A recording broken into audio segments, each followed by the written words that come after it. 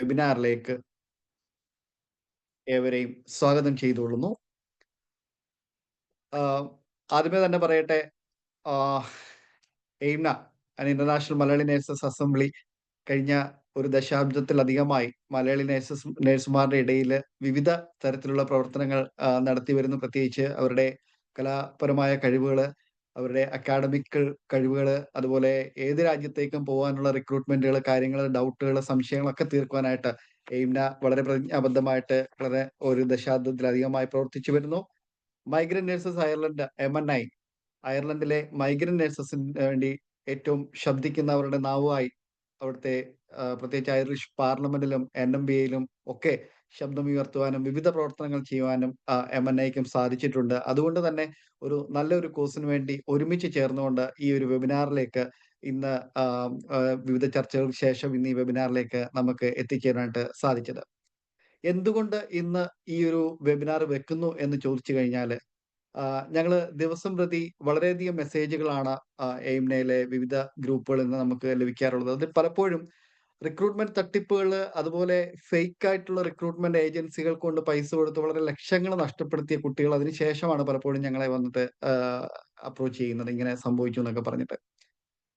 വിവിധ ഒരു recruitment safe ആയിട്ടുള്ള റിക്രൂട്ട്മെന്റ് എങ്ങനെ സാധ്യമാക്കാം എന്നുള്ള വിവിധ വെബിനാറുകൾ ഞങ്ങൾ സംഘടിപ്പിക്കുന്നുണ്ട്. അതുപോലെ എല്ലാ മാസത്തിൽ 2ഉം 3ഉം തവണ ഇങ്ങനെയുള്ള ഫേക്ക് റിക്രൂട്ട്മെന്റ് ഏജൻസികളെയൊക്കെ എങ്ങനെ തിരിച്ചറിയാം, അല്ലെങ്കിൽ റിക്രൂട്ടിംഗ് എങ്ങനെ സേഫ് ആക്കാം എന്നതിനുള്ള മെസ്സേജുകളൊക്കെ ഞങ്ങൾ ഗ്രൂപ്പിൽ ഷെയർ ചെയ്യാറുണ്ട്. നമ്മുടെ പല കുട്ടികൾക്കും അങ്ങനെ പല രീതിയിൽ അവർ പൈസ സേവ് ചെയ്യാനായിട്ട് സാധിച്ചിട്ടുണ്ട്. നമുക്കറിയാം, ആഹ് ആഗോളതലത്തിൽ തന്നെ നോക്കിയാല് നഴ്സിംഗ് റിക്രൂട്ടിംഗ് മേഖലയില് ഫേക്ക് ഫേക്ക് ആയിട്ടുള്ള അല്ലെങ്കിൽ റിക്രൂട്ടിംഗ് തട്ടിപ്പുകളുടെ ഒരു മാർക്കറ്റാണ് മലയാളി നഴ്സസ് എന്ന് പറയുന്നത്. അത് നമുക്ക് പല ന്യൂസുകൾ നമ്മൾ കണ്ടുകൊണ്ട് തന്നെ നമുക്കത് മനസ്സിലാക്കാൻ സാധിക്കും. അപ്പം അതുകൊണ്ട് തന്നെ ഇന്നിപ്പോ യൂറോപ്പിലേക്കുള്ള വിവിധ പാതകൾ അടഞ്ഞിരിക്കുന്ന സമയത്ത് ഒരല്പമെങ്കിലും ഓപ്പൺ ആയിരിക്കുന്നത് അയർലൻഡാണ്. അതുകൊണ്ട് തന്നെ ഈ അയർലൻഡിലേക്കുള്ള റിക്രൂട്ട്മെന്റ് എങ്ങനെയാണ്? അതെന്താണ്? അതിന്റെ സാധ്യതകള്, ഇവിടുത്തെ റിയാലിറ്റി എന്താണ്? എന്നതിനെ പറ്റിയാണ് ഇന്നത്തെ ഈ ഒരു വെബിനാറിലൂടെ സംസാരിക്കാനായിട്ട് ആഗ്രഹിക്കുന്നത്. നമ്മുടെ വെബിനാറില് ഇന്ന് ഞാൻ ഷാനി ടി മാത്യു, എയിംനയുടെ ഒരു മോഡറേറ്ററാണ്. അഡ്മിനായിട്ട് വർക്ക് ചെയ്യുന്നു.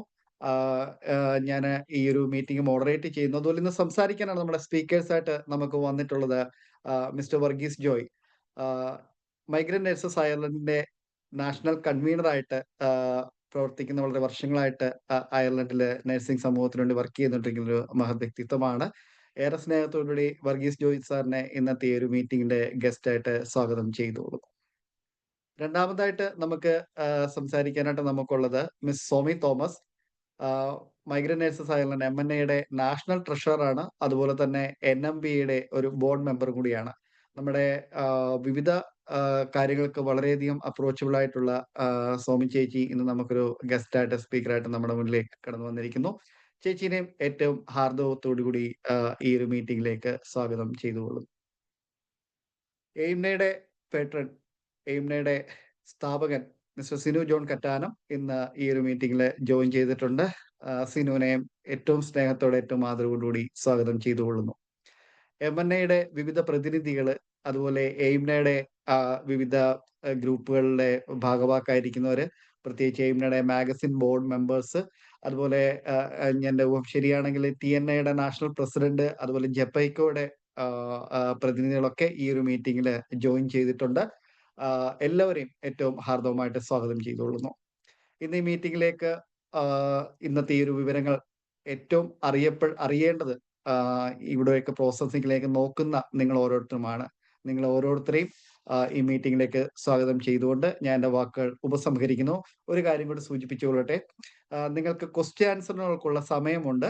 അത് ഇത് ക്രമീകരിച്ചിരിക്കുന്നത്, നമുക്കത് മൈക്ക് ഓപ്പൺ ആക്കി ഇടാൻ പറ്റില്ല. കാരണം പലപ്പോഴും ഒരാൾ സംസാരിക്കുമ്പോൾ വളരെ അടുത്തുനിന്ന് സംസാരം ഭയങ്കര ഡിസ്റ്റർബൻസ് വരുന്നതുകൊണ്ട് ഞങ്ങളത് അതിനുള്ള ഓപ്ഷൻ നൽകിയിരിക്കുന്നത് ചാറ്റ് ബോക്സിലാണ്. അപ്പൊ നിങ്ങളുടെ സംശയങ്ങൾ നിങ്ങൾക്ക് ചാറ്റ് ബോക്സിൽ യൂസ് ചെയ്യാം. നമ്മളത് റേസ് ചെയ്യുന്നതും അതിന് മറുപടികൾ ലഭിക്കുന്നതുമായിരിക്കും. അപ്പൊ നമുക്ക് നമ്മുടെ ഇന്നത്തെ ഈ ഒരു മീറ്റിംഗിലേക്ക് നമുക്ക് മീറ്റിംഗ് സ്റ്റാർട്ട് ചെയ്യാം. അതിനായിട്ട് ആദ്യമേ തന്നെ ഞാൻ മിസ്റ്റർ വർഗീസ് ജോയ് സാറിനെ ഈ മീറ്റിംഗിന്റെ അടുത്ത സെഷൻ കൈകാര്യം ചെയ്യാനായിട്ട് സ്വാഗതം ചെയ്തുകൊള്ളുന്നു. Over to Varghese sir. Thank you Sinu. ആദ്യം തന്നെ നമ്മൾ വിഷയത്തിലേക്ക് വരുന്നതിന് മുമ്പ് ഈ വെബിനാർ സംഘടിപ്പിക്കാൻ മൈഗ്രന്റ് നഴ്സസ് അയർലൻഡിനോട് കൂടി സഹകരിച്ച എയിമിനെ കുറിച്ച് സിനു ഷാനി പറഞ്ഞതുപോലെ കഴിഞ്ഞൊരു പതിറ്റാണ്ടായിട്ട് അല്ലെങ്കിൽ അതിൽ കൂടുതൽ 2012 മുതലാണെന്നാണ് ഞാൻ മനസ്സിലാക്കുന്നത്. വളരെ നഴ്സുമാർക്ക് വിവിധ രാജ്യങ്ങളിൽ 36-34 രാജ്യങ്ങളിൽ എയിമിനേക്ക് ബ്രാഞ്ചുകളുണ്ട്, അല്ലെങ്കിൽ സോഷ്യൽ മീഡിയ സംവിധാനങ്ങളുണ്ട്. അപ്പൊ അതിന്റെ ഭാഗമായിട്ട് എയിംനയും മൈഗ്രന്റ് നഴ്സസ് അയർലൻഡും ഒരുപോലെയാണ്. അതായത് ഒരു വോളണ്ടറി ബേസിലാണ് നമുക്ക് കഴിയാവുന്ന സഹായങ്ങൾ മറ്റ് ജോലിക്കും മറ്റ് തിരക്കുകൾക്കിടയിലും വളരെ വോളണ്ടറി ആയിട്ട് നിസ്വാർത്ഥമായിട്ട് ചെയ്യുന്ന ഒരു സംഘടന എന്ന നിലയ്ക്കും കൂടിയിട്ടാണ് ഞങ്ങൾ സഹകരിച്ചു വരുന്നത്. ഷാനി പറഞ്ഞതുപോലെ മൈഗ്രന്റ് നഴ്സസ് അയർലൻഡ് 2020 മുതൽ അയർലൻഡിൽ പ്രവർത്തിച്ചു വരുന്നുണ്ട്.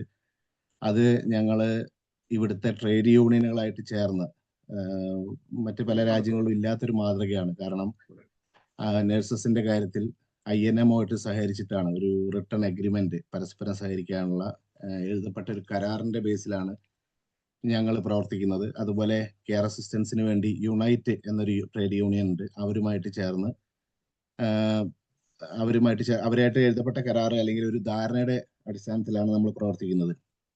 അങ്ങനെ പ്രവർത്തിക്കുമ്പോൾ ഒരു ഗുണം എന്താണെന്ന് വെച്ചാൽ നമുക്ക് ട്രേഡ് യൂണിയനുകൾ വളരെ അത്യാവശ്യമാണ്. പ്രത്യേകിച്ച് യൂറോപ്പിലൊക്കെ ട്രേഡ് യൂണിയനുകൾ വളരെ സജീവമാണ്. അപ്പൊ അവിടെ നമുക്ക് നമ്മളുടെ മെമ്പേഴ്സിന്, നമ്മളൊരു വോളണ്ടറി സംഘടന ആയതുകൊണ്ട് തന്നെ നമുക്ക് പലപ്പോഴും നഴ്സുമാരെ അല്ലെങ്കിൽ കെയർ അസിസ്റ്റന്റുമാരുടെ പ്രശ്നത്തിൽ നേരിട്ട് ഇടപെടാൻ കഴിയില്ല. പക്ഷേ ട്രേഡ് യൂണിയനുകൾ വഴി നമുക്ക് അവർക്ക് യൂണിയൻ അവകാശങ്ങൾ നേടിയെടുക്കാൻ, വാങ്ങിക്കൊടുക്കാൻ നമുക്ക് സാധിക്കും. അപ്പൊ അങ്ങനെ നമ്മൾ ചെയ്ത ഒരുപാട് വിഷയങ്ങളുണ്ട്. ഇപ്പോൾ നഴ്സുമാരുടെ മുമ്പ് DL ഡിസിഷൻ ലെറ്റർ ഒക്കെ വളരെയധികം ഡിലേ ആയിരുന്നു, മാസങ്ങളോളം ഡിലേ ആയിരുന്നു. ഇപ്പൊ ഞങ്ങൾ അതിൽ ഇടപെട്ടിട്ടാണ് 10 സ്റ്റാഫിനെ NMBA റിക്രൂട്ട് ചെയ്ത് ഇപ്പൊ വളരെ ഫാസ്റ്റായി. അതുപോലെ തന്നെ AWS പെർമിറ്റ് ഒരു സമയത്ത് വളരെ ഡിലേ ആയിരുന്നു. അപ്പൊ ആ സമയത്താണ് നമ്മൾ ഗവൺമെന്റിന്റെ ശ്രദ്ധയിൽ ഇത് പെടുത്തുകയും ഇപ്പോൾ വളരെ ഫാസ്റ്റ് ആയിട്ട് തന്നെ പ്രോസസ്സിങ് നടക്കുന്നുണ്ട്. കെയർ അസിസ്റ്റന്റിന്റെ കാര്യം പറയുകയാണെങ്കിൽ ഫാമിലി റീയൂണിഫിക്കേഷന് വേണ്ടിയിട്ടും അതുപോലെ അവർക്ക് ഈ നേഴ്സുമാരായിരിക്കുന്ന കെയർ അസിസ്റ്റന്റുമാർക്ക് ഇവിടെ QQI ലെവൽ, ഫീറ്റാക്ക് ലെവൽ കോഴ്സ് ചെയ്യാനായിരുന്നു. അപ്പൊ അതിനെതിരെ ഷാനി പറഞ്ഞതുപോലെ ഞങ്ങൾ പാർലമെന്റിൽ പോയി സമരം ചെയ്തും പിന്നെ പാർലമെന്റ് അംഗങ്ങളെ നേരിട്ട് കണ്ട് ഈ വിഷയങ്ങൾ അവതരിപ്പിച്ച് പിന്നീട് ആ നിയമം എടുത്തു മാറ്റി. അങ്ങനെ ഞാനൊരു ചില ഉദാഹരണങ്ങൾ പറഞ്ഞത് മാത്രമേ ഉള്ളൂ. അങ്ങനെ നിരവധി കാര്യങ്ങൾ നഴ്സുമാർക്കും കെയർ അസിസ്റ്റന്റുമാർക്കും ഇതുവരെ ചെയ്യാൻ MNAക്ക് സാധിച്ചിട്ടുണ്ട്. ഇനി വിഷയത്തിലേക്ക് വന്നാൽ അയർലൻഡിൽ റിക്രൂട്ട്മെന്റ്, ഇപ്പൊ അയർലൻഡിലെ ചില അടിസ്ഥാന വിവരങ്ങൾ ഞാൻ ആദ്യം റിക്രൂട്ട്മെന്റിലേക്ക് വരുന്നതിന് മുമ്പ് ഞാനത് പറയാം. NMBI ഒരു സ്റ്റേറ്റ് ഓഫ് രജിസ്റ്റർ 2024 കഴിഞ്ഞ വർഷം റിലീസ് ചെയ്തു. അതിൽ പറയുന്നത് ഒരു വർഷം ഇവിടെ ഇപ്പോൾ 89,496 നഴ്സസ് പ്രാക്ടീസ് ചെയ്യുന്നുണ്ട് അല്ലെങ്കിൽ രജിസ്റ്ററിലുണ്ട്. അതിൽ ഈ വർഷം 2024 18,464 നഴ്സുമാർ ഇന്ത്യക്കാരാണ്.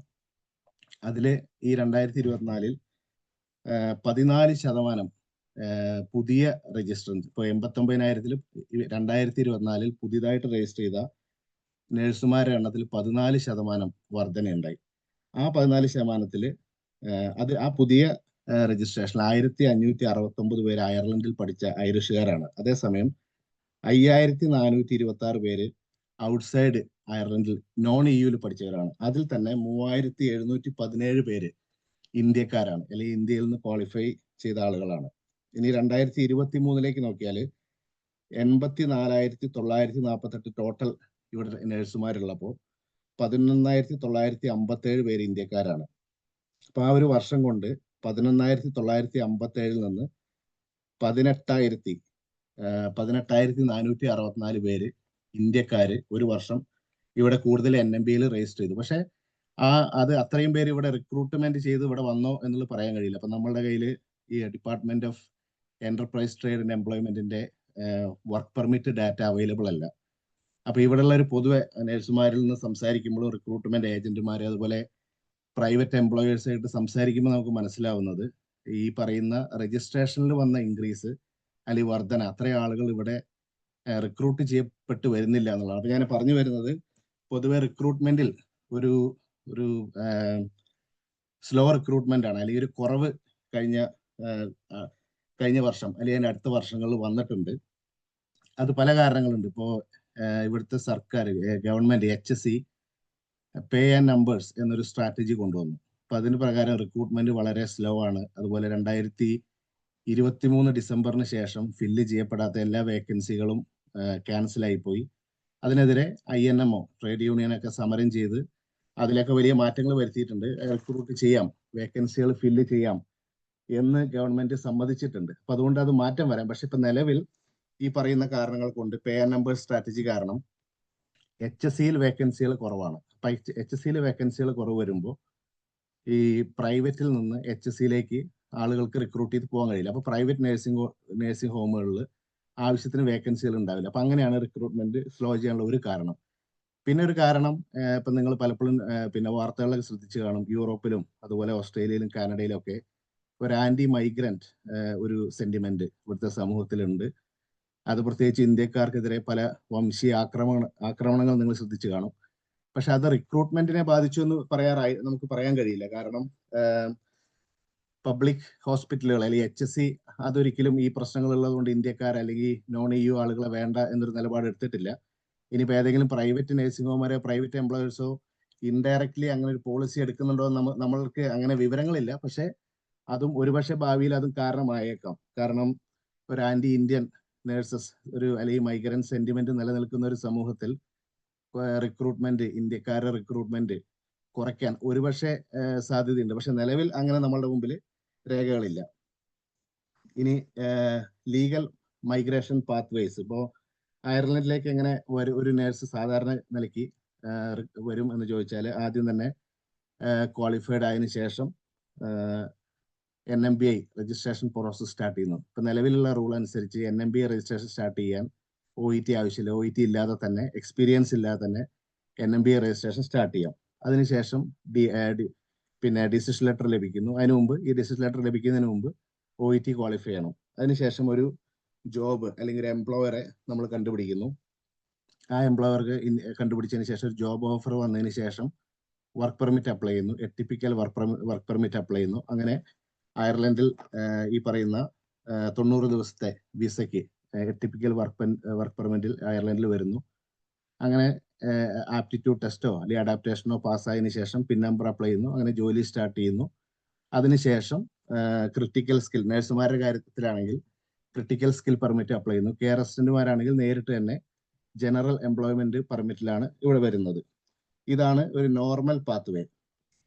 ഇനി റിക്രൂട്ട്മെന്റ് നിയമങ്ങൾ നമ്മളൊന്ന് ശ്രദ്ധിക്കേണ്ടതുണ്ട്. കാരണം ഇപ്പൊ ഞാൻ പിന്നെ അൺഎത്തിക്കൽ റിക്രൂട്ട്മെന്റ് വിഷയങ്ങളിലേക്ക് വരുന്നതിന് മുമ്പ് എന്താണ് റിക്രൂട്ട്മെന്റ് ലോസ്? അപ്പൊ നമ്മൾ ഇന്ത്യയിൽ നിന്നാണ് വരുന്നതെങ്കിൽ ഇന്ത്യയിൽ നിന്ന് ഇമിഗ്രേഷൻ ആക്ട് 1983 അതിൽ പറയുന്നത് എല്ലാ റിക്രൂട്ട്മെന്റ് ഏജന്റുമാരും ഈ പറയുന്ന നിയമം അനുസരിച്ച് രജിസ്റ്റേർഡ് ആയിരിക്കണം. അപ്പൊ അവർക്കൊരു എമിഗ്രൻസ് ആ ഒരു പെർമിറ്റ് എല്ലാ ഇന്റർനാഷണൽ റിക്രൂട്ട്മെന്റ് ഏജന്റുമാർക്കും എംപ്ലോയേഴ്സിനും ആവശ്യമാണ്. അപ്പൊ ആ റോളിൽ പറയുന്ന ഒരു കാര്യം, ഒരു നേഴ്സിൽ നിന്ന് മാക്സിമം 30,000 ഇന്ത്യൻ രൂപ മാത്രമേ മാക്സിമം ഇന്ത്യയിലെ നിയമം അനുസരിച്ചിട്ട് വാങ്ങാൻ കഴിയുള്ളൂ. ഇനി അയർലൻഡിലേക്ക് വന്നാൽ ഇമിഗ്രേഷൻ ആക്ട് 2004 അതുപോലെ എംപ്ലോയ്മെന്റ് പെർമിറ്റ് ആക്ട് 2006 അതിൽ പ്രകാരം അയർലൻഡിലെ റൂൾ അനുസരിച്ച് ഈ പറയുന്ന നേഴ്സുമാരിൽ നിന്ന് അല്ലെങ്കിൽ ഇവിടെ വരുന്ന ഹെൽത്ത് കെയർ വർക്കർമാരിൽ നിന്ന് €1 പോലും പിന്നെ ഫീസായിട്ട് വാങ്ങാൻ കഴിയില്ല. അപ്പൊ അങ്ങനെ വരുമ്പോൾ അയർലൻഡ് നിയമം അനുസരിച്ച് പിന്നെ നേഴ്സുമാരിൽ നിന്നോ അല്ലെങ്കിൽ ഹെൽത്ത് കെയർ വർക്കർമാരിൽ നിന്നോ റിക്രൂട്ട്മെന്റ് ഫീസ് വാങ്ങരുത് എന്നാണ് ഇവിടുത്തെ നിയമം. അപ്പോൾ പക്ഷെ ഇന്ത്യൻ നിയമം അനുസരിച്ച് മാക്സിമം 30,000 രൂപ ഇന്ത്യൻ രൂപ 30,000 രൂപ വാങ്ങാം. അപ്പൊ ഇവിടെ ഈ നിയമം പറയുന്നത് വർക്ക് പെർമിറ്റിനുള്ള പൈസയും, അതായത് ക്രിട്ടിക്കൽ സ്കിൽ പെർമിറ്റിനുള്ള പൈസ അടക്കം നേഴ്സുമാരിൽ നിന്ന് വാങ്ങുന്നത് ഇല്ലീഗലാണ് എന്നുള്ളതാണ്. അപ്പോൾ ഒരു നേഴ്സ് പിന്നെ കൊടുക്കേണ്ട ഫീസുകൾ NMBI ഡിസിഷൻ ലെറ്ററിന് €350 നേഴ്സ് കൊടുക്കണം. അതുപോലെ മറ്റ് ട്രാവൽ എക്സ്പെൻസ് ചില എംപ്ലോയേഴ്സ് കൊടുക്കും, ചിലർ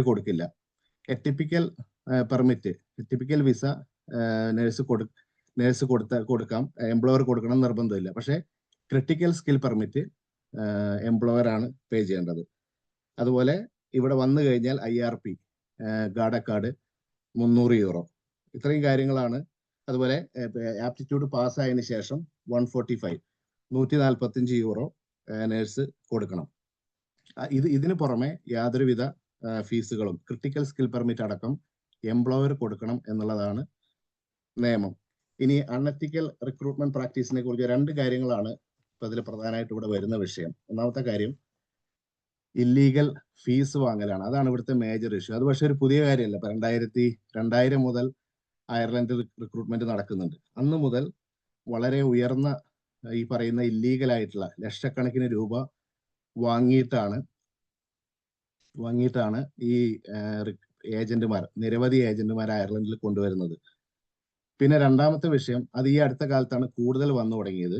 അതില് ഫേക്ക് ജോബ് ഓഫർ നൽകിയിട്ട് ആ ഫേക്ക് ജോബ് ഓഫർ വെച്ച് ഏജന്റുമാര് വർക്ക് പെർമിറ്റ് അപ്ലൈ ചെയ്യും. ഇവിടെ വരുമ്പോൾ ജോലി ഇല്ലാത്ത ഒരു സിറ്റുവേഷനിലേക്ക് വരും. ഈ 2 കാര്യങ്ങളാണ് നമ്മൾ ശ്രദ്ധിക്കേണ്ടത്. അപ്പോൾ ഇല്ലീഗൽ ഫീസിനെ കുറിച്ച് പറയുകയാണെങ്കിൽ ഈ അടുത്ത കാലത്ത് അയർലൻഡിൽ വലിയൊരു പരാതി വരികയും അത് മൈഗ്രന്റ് നേഴ്സസ് അയർലൻഡ് ഏറ്റെടുക്കുകയും മാധ്യമങ്ങളിലൊക്കെ വരികയും ചെയ്തു. അതിൽ ചില ഏജന്റുമാരുടെ പേരുകൾ വന്നിട്ടുള്ളതുകൊണ്ട് ഞാൻ ആ പേരുകൾ ഇവിടെ പറയുന്നില്ല. പക്ഷെ ഇതൊരു വളരെ ഒരു ഓൺഗോയിങ് ഇഷ്യൂ ആണ്, പുതിയൊരു ഇഷ്യൂ അല്ല. 2000 മുതൽ പല രീതിയിൽ പല എമൗണ്ട് പല ഏജന്റുമാരും പല എമൗണ്ട് ആണ് വന്നത്. ചില ഏജന്റുമാരൊക്കെ 10 ലക്ഷം 15 ലക്ഷം ഒക്കെ വാങ്ങുന്ന ഏജന്റുമാരുണ്ട് എന്നുള്ള പരാതികൾ വരുന്നുണ്ട്. പക്ഷെ ഇതിന്റെ ഒരു പ്രശ്നം, പലരും പരാതി പറയാൻ തയ്യാറാവില്ല. ഇവിടെ വന്ന് എങ്ങനെയെങ്കിലും വന്ന് അത് മേക്കപ്പ് ചെയ്യാനുള്ള ഒരു ജോലിയിൽ എങ്ങനെയെങ്കിലും തുടർന്നത് ഈ വലിയ പ്രശ്നങ്ങളില്ലാതെ പോകാമെന്നുള്ള പ്രതീക്ഷയിൽ പലരും പരാതി പറയാറില്ല. അപ്പൊ ഈ വിഷയം നമ്മുടെ മുമ്പിൽ വന്നപ്പോൾ നമ്മളത് ഈ പറയുന്ന പരാതിക്കാരെ സംരക്ഷിക്കുകയും അവർക്ക് INMO യൂണിയൻ വഴി സഹായം വാങ്ങി കൊടുക്കുകയും അതുപോലെ ഇവിടുത്തെ മാധ്യമങ്ങളൊക്കെ വന്ന എല്ലാ രീതിയിലും നമ്മൾ അവരെ സപ്പോർട്ട് ചെയ്യുകയും അവർക്ക് നീതി ലഭിക്കുകയും ചെയ്തു. അവർക്ക് ഈ പറയുന്ന ഇല്ലീഗൽ വാങ്ങിയ പൈസ തിരിച്ചു കിട്ടുകയും പുതിയൊരു ജോലി കിട്ടുകയൊക്കെ ചെയ്തു. അതൊക്കെ ഇവിടെ പത്രങ്ങൾ വന്നതാണ്. നിങ്ങൾക്ക് ആ ലിങ്ക് ഒക്കെ വേണമെങ്കിൽ പിന്നെ പബ്ലിക് ഡൊമൈനിലുള്ളതാണ്.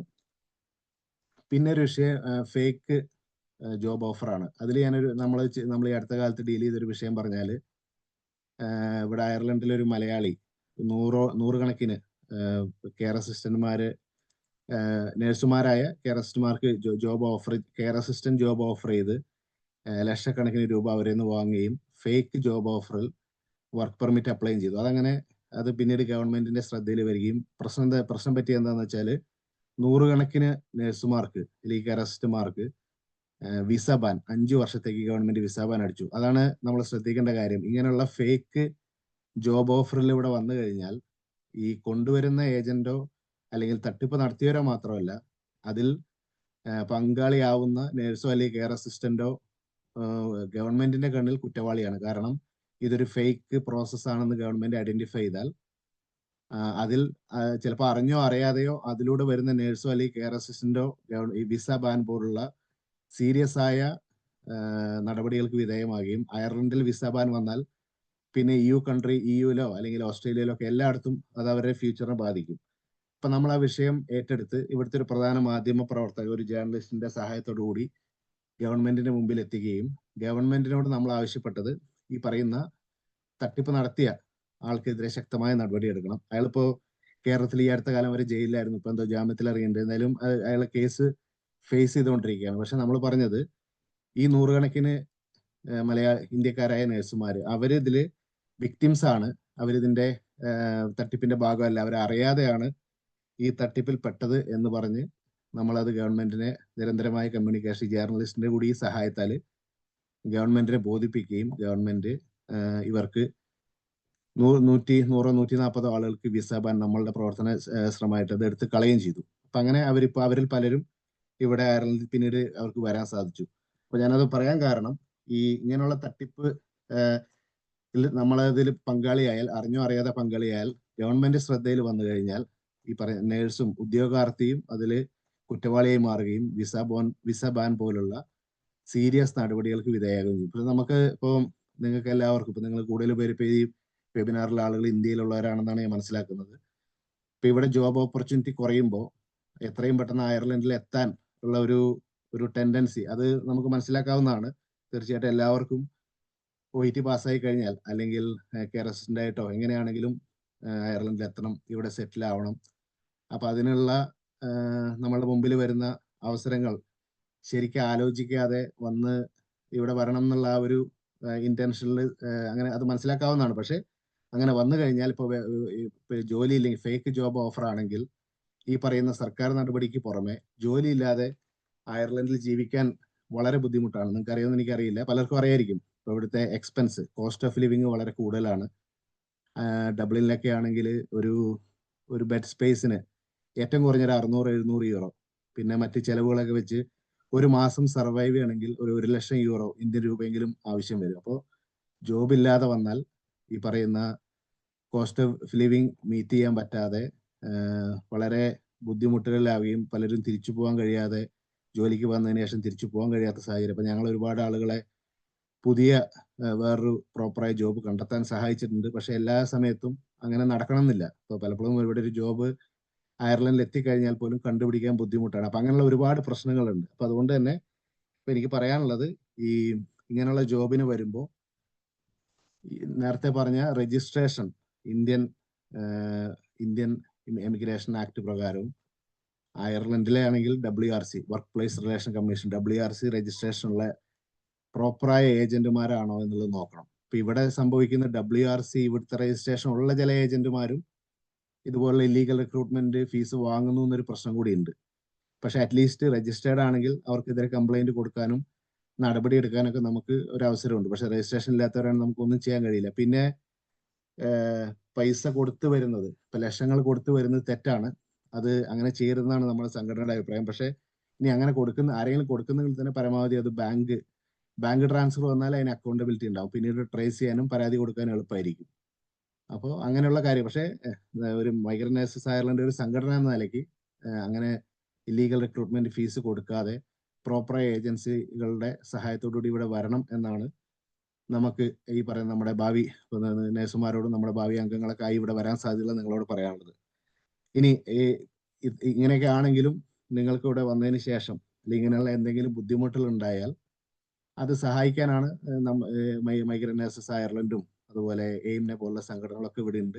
അങ്ങനെ എന്തെങ്കിലും നിങ്ങൾക്കോ അല്ലെങ്കിൽ നിങ്ങളുടെ അറിവിലോ ആർക്കെങ്കിലും എന്തെങ്കിലും പ്രശ്നങ്ങൾ വന്നാൽ ഇവിടെ വന്നതിന് ശേഷം നമ്മളെ ബന്ധപ്പെട്ടാൽ ഈ പറയുന്ന നമുക്ക് കഴിയാവുന്ന സഹായങ്ങൾ ചെയ്യും. പിന്നെ നമ്മൾ നഴ്സിംഗ് ബോർഡിൽ 2 മെമ്പേഴ്സിനെ, മിട്ടു ഫാബിൻ എന്ന് പറയുന്ന ഒരു മെമ്പേഴ്സിനെ മൈഗ്രന്റ് നേഴ്സസ് അയർലൻഡ് സ്വന്തം നിലയ്ക്ക് നിർത്തി ഇവിടുത്തെ നഴ്സിംഗ് ബോർഡിൽ വിജയിപ്പിച്ചിട്ടുണ്ട്.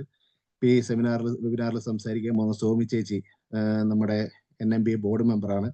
MNAയും INMOയും കമ്പൈൻഡ് ആയിട്ട് നിർത്തിയ സ്ഥാനാർത്ഥികളാണ്. അപ്പൊ ഇങ്ങനെയുള്ള പല ഇപ്പൊ ഞാൻ INMOയുടെ എക്സിക്യൂട്ടീവ് കമ്മിറ്റി മെമ്പറാണ്. അപ്പൊ നമ്മൾ പല ഫോറങ്ങളിലും പല ഇൻസ്റ്റിറ്റ്യൂഷൻസിലും നമ്മളെ പ്രതിനിധികളുണ്ട്. ഇതൊക്കെ ഈ സംവിധാനങ്ങളൊക്കെ നമ്മൾ നഴ്സുമാരെ സഹായിക്കാൻ വേണ്ടിയിട്ടാണ് ഉപയോഗിക്കുന്നത്. അപ്പൊ ഇത്രയും കാര്യങ്ങളാണ് ജനറലി പറയാനുള്ളത്. ബാക്കി അടുത്ത സ്പീക്കർ സംസാരിച്ചതിന് ശേഷം ചോദ്യങ്ങൾക്ക് നിങ്ങൾക്ക് എന്തെങ്കിലും 1-2 ചോദ്യങ്ങളെ കണ്ടു. അയർലൻഡിൽ പിന്നെ ഏജ് ലിമിറ്റ് ഉണ്ടോ? ഏജ് ലിമിറ്റ് ഇല്ല. അയർലൻഡിൽ 65 ആയ ഒരാൾക്കും അല്ലെങ്കിൽ 65 ആണ് റിട്ടയർമെന്റ് ഏജ്. അപ്പൊ ഒരു 60 ആയ ആളുകൾക്ക് പോലും പുതിയ ജോബിന് വരാം. അപ്പൊ അങ്ങനെ പിന്നെ ഏജ് ലിമിറ്റേഷൻ NMBA DL-നോ അല്ലെങ്കിൽ ജോലിക്കോ അയർലൻഡിൽ ഇല്ല. ബാക്കി ചോദ്യങ്ങളെ നോക്കിയില്ല. നമുക്ക് അവസാനം ഇത് കഴിഞ്ഞിട്ട് Q&A സെഷനിൽ ആൻസർ ചെയ്യാം. Okay, thank you. ഓക്കെ, ഞാൻ മൈക്കിനി സോമി ചേച്ചിക്ക് ഹാൻഡ് ഓവർ ചെയ്യാണ്. സോമി ചേച്ചിയുടെ പ്രസന്റേഷനോടെ കഴിഞ്ഞതിന് ശേഷം FAQ ടൈമിൽ ഇപ്പൊ വന്നിരിക്കുന്ന ഒത്തിരി ക്വസ്റ്റ്യൻസ് ഉണ്ട്. പലതും റിപ്പീറ്റഡ് ആണ്. ചിലതൊക്കെ നമുക്ക് ഞാനത് ആ സമയത്ത് അത് അഡ്രസ് ചെയ്യുന്നതാണ്. സോമി ചേച്ചി, hand over to you. Thank you Shani. Good evening everybody. ഇപ്പോൾ വർഗീസ് സംസാരിച്ചു എയിമിനെ കുറിച്ചും MNAയെ കുറിച്ചും. വർഗീസും ഷാനിയും എയിമിനെയുടെയും MNAയുടെയും പ്രവർത്തനങ്ങളെക്കുറിച്ചും നമ്മൾ ചെയ്തിട്ടുള്ള നഴ്സിംഗ് സമൂഹത്തിന് വേണ്ടി നമ്മൾ ചെയ്തിട്ടുള്ള എല്ലാ കാര്യങ്ങളെയും കുറിച്ചല്ല, ഒരു പരിധി വരെ നമ്മളുടെ പ്രവർത്തനങ്ങളെക്കുറിച്ച് വർഗീസും ഷാനിയും എക്സ്പ്ലെയിൻ ചെയ്തിരുന്നു. നമ്മൾ ഇവിടെ ഒരു നേഴ്സായിട്ട് അല്ലെങ്കിൽ ഒരു ഹെൽത്ത് കെയർ അസിസ്റ്റന്റ് ആയിട്ട് ജോലിക്ക് വരുന്ന ആളുകൾക്ക് പല സാഹചര്യത്തിൽ നമ്മളൊരു നാഷണൽ നഴ്സസ്, അതായത് അയർലൻഡിൽ ട്രെയിൻ ചെയ്ത നഴ്സസിന് ഫേസ് ചെയ്യേണ്ടി വരുന്ന സെയിം ചലഞ്ചസ് ആയിരിക്കത്തില്ല നമ്മൾ പുറത്തുനിന്ന് പഠിച്ചിട്ട് വരുന്നത്. അതായത് ഇന്ത്യയിലോ അതുപോലെ മറ്റു പല വിദേശ രാജ്യങ്ങളിലും പഠിച്ചിട്ട് ഇവിടെ വരുന്ന നഴ്സസിന്. സോ ഫ്രം നമ്മുടെ രജിസ്ട്രേഷൻ പ്രോസസ്സിന്റെ സമയം മുതൽക്ക്, അതായത് ഡിസിഷൻ ലെറ്റർ ആപ്ലിക്കേഷൻ പ്രോസസ്സ്, അത് എല്ലാ സ്റ്റേജിലും അതിൻ്റെതായ ചലഞ്ചസ് ഫേസ് ചെയ്യേണ്ട ഒരവസ്ഥയുണ്ട് പുറത്തുനിന്ന് വരുന്ന നഴ്സസിന്. അപ്പോൾ NMBI രജിസ്ട്രേഷൻ വർഗീസ് എക്സ്പ്ലെയിൻ ചെയ്തിരുന്നു. ഡിസിഷൻ ലെറ്ററിന്റെ ഫീസ് അങ്ങനെയുള്ള കാര്യങ്ങളെക്കുറിച്ച് വർഗീസ് എക്സ്പ്ലനേഷൻ കൊടുത്തിരുന്നു. നഴ്സ് NMBIയിൽ ഒരു ഡിസിഷൻ ലെറ്റർ എടുക്കാൻ ആപ്ലിക്കേഷൻ അയക്കുന്നതിന് നമ്മൾക്ക് ഒരു എക്സ്പീരിയൻസോ അല്ലെങ്കിൽ നമ്മളൊരു registered nurse in any other country, അതായത് വേറെ ഏതെങ്കിലും ഒരു രാജ്യത്ത് രജിസ്റ്റേർഡ് നേഴ്സായിട്ട് ആയിട്ടുള്ള ഒരു നേഴ്സിന് അപ്ലൈ ചെയ്യാൻ പറ്റും. നമുക്കതിന് എക്സ്പീരിയൻസ് ബാധകമല്ല. ആൻഡ് ഡിസിഷൻ ലെറ്ററിന്റെ ആപ്ലിക്കേഷന്റെ തുടക്കത്തിൽ OET റിസൾട്ട്സും അവർ ചോദിക്കുന്നില്ല. സോ വൺസ് നമ്മൾക്ക് ഡിസിഷൻ ലെറ്റർ കിട്ടുന്ന സമയത്താണ് OET റിസൾട്ട് സബ്മിറ്റ് ചെയ്യേണ്ടത്. സോ കഴിഞ്ഞ കുറച്ച് കാലങ്ങളായിട്ട് നമ്മൾ OET റിസൾട്ട് നമ്മൾ ഡോക്യുമെന്റ് അയച്ചു കൊടുത്താൽ നമ്മൾ NMBI ആ ഒരു റിസൾട്ട് ചെയ്യുന്ന അത് അക്സെപ്റ്റ് ചെയ്യുന്ന ഒരു രീതികളായിരുന്നു. പക്ഷേ ലാസ്റ്റ് ഫ്യൂ ഇയേഴ്സ് ആയിട്ട് അത് NMBI ആ OET റിസൾട്ട്സ്, നമ്മൾ അയച്ചു കൊടുക്കുന്ന OET റിസൾട്ട്സ് നമ്മുടെ ഒരു യുണീക്ക് ഐഡന്റിഫയർ, ആ ഒരു ID വെച്ചിട്ട് അവർ ആ റിസൾട്ട്സ് OETയുമായിട്ട് വെരിഫിക്കേഷൻ നടത്തിയതിന് ശേഷമാണ് നമ്മളുടെ റിസൾട്ട് അവർ അക്സെപ്റ്റ് ചെയ്യുന്നത്.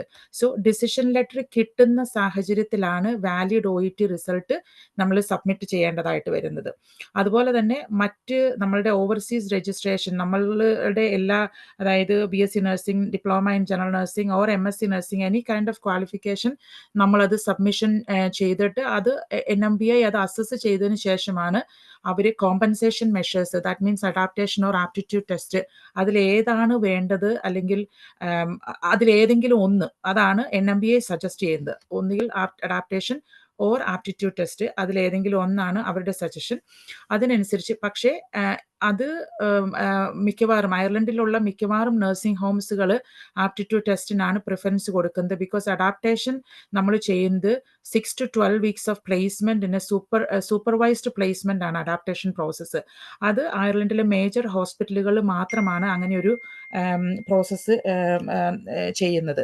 പക്ഷേ എല്ലാ നഴ്സിംഗ് ഹോമുകളും സപ്പോർട്ട് ചെയ്യുന്നത് ആപ്റ്റിറ്റ്യൂഡ് ടെസ്റ്റ്, അതായത് OSCE എക്സാം ചെയ്യുന്നതിനായിട്ട്. RCSI എന്ന royal college of surgeons in Ireland, ആ ഒരു യൂണിവേഴ്സിറ്റിയാണ്, അവരാണ് ഈ ആപ്റ്റിറ്റ്യൂഡ് ടെസ്റ്റിന് നേതൃത്വം കൊടുക്കുന്നതും അതിൻ്റെ എല്ലാ കാര്യങ്ങളും ചെയ്യുന്നതും.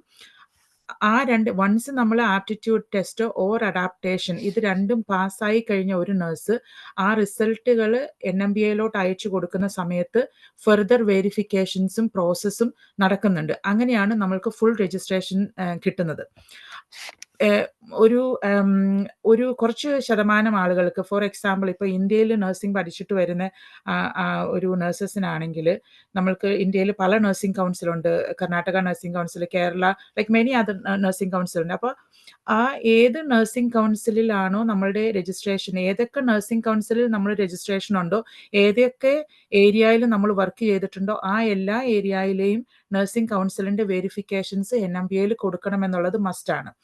ആ സാഹചര്യത്തിൽ നമ്മുടെ CCPS നമ്മൾ സബ്മിറ്റ് ചെയ്യുന്ന സാഹചര്യത്തിൽ ഒരു 6 months വാലിഡിറ്റിയുടെ ഉള്ളിലുള്ള CCPS ഇല്ലെങ്കിൽ അവർ രണ്ടാമത് CCPS ചോദിക്കുന്ന ഒരു പ്രവണതയുണ്ട് ഇപ്പോൾ NMBIയിൽ നിന്ന്. സോ അതുകൊണ്ട് ഇപ്പോൾ നമ്മൾ സപ്പോർട്ട് ചെയ്യുന്ന നഴ്സസിനോട് നമ്മൾ എപ്പോഴും പറഞ്ഞു കൊടുക്കുന്ന ഒരു കാര്യമുണ്ട്, നിങ്ങളുടെ CCPS മോർ ദാൻ 6 months ആയിട്ടുണ്ടെങ്കിൽ നിങ്ങൾ ഇങ്ങോട്ട് വരുന്ന സാഹചര്യത്തിൽ, അല്ലെങ്കിൽ ഇവിടെ ഒരു അഡാപ്റ്റേഷൻ അല്ലെങ്കിൽ ഒരു ആപ്റ്റിറ്റ്യൂഡ് ടെസ്റ്റിൽ എടുക്കുന്ന സാഹചര്യം എത്തുമ്പോൾ just reapply for another CCPS. So അതൊരു വാലിഡ് CCPS, കാരണം വിത്തിൻ 6 months മേളിലായിട്ടുള്ള CCPS ആണ് അവൈലബിൾ ആയിട്ടുണ്ടെങ്കിൽ NMBI അത് രണ്ടാമത് റിക്വസ്റ്റ് ചെയ്യുന്നതായിട്ട് കാണുന്നുണ്ട്. ആ ഒരു കാര്യം പ്രത്യേകം ശ്രദ്ധിക്കേണ്ടതായിട്ടുണ്ട്.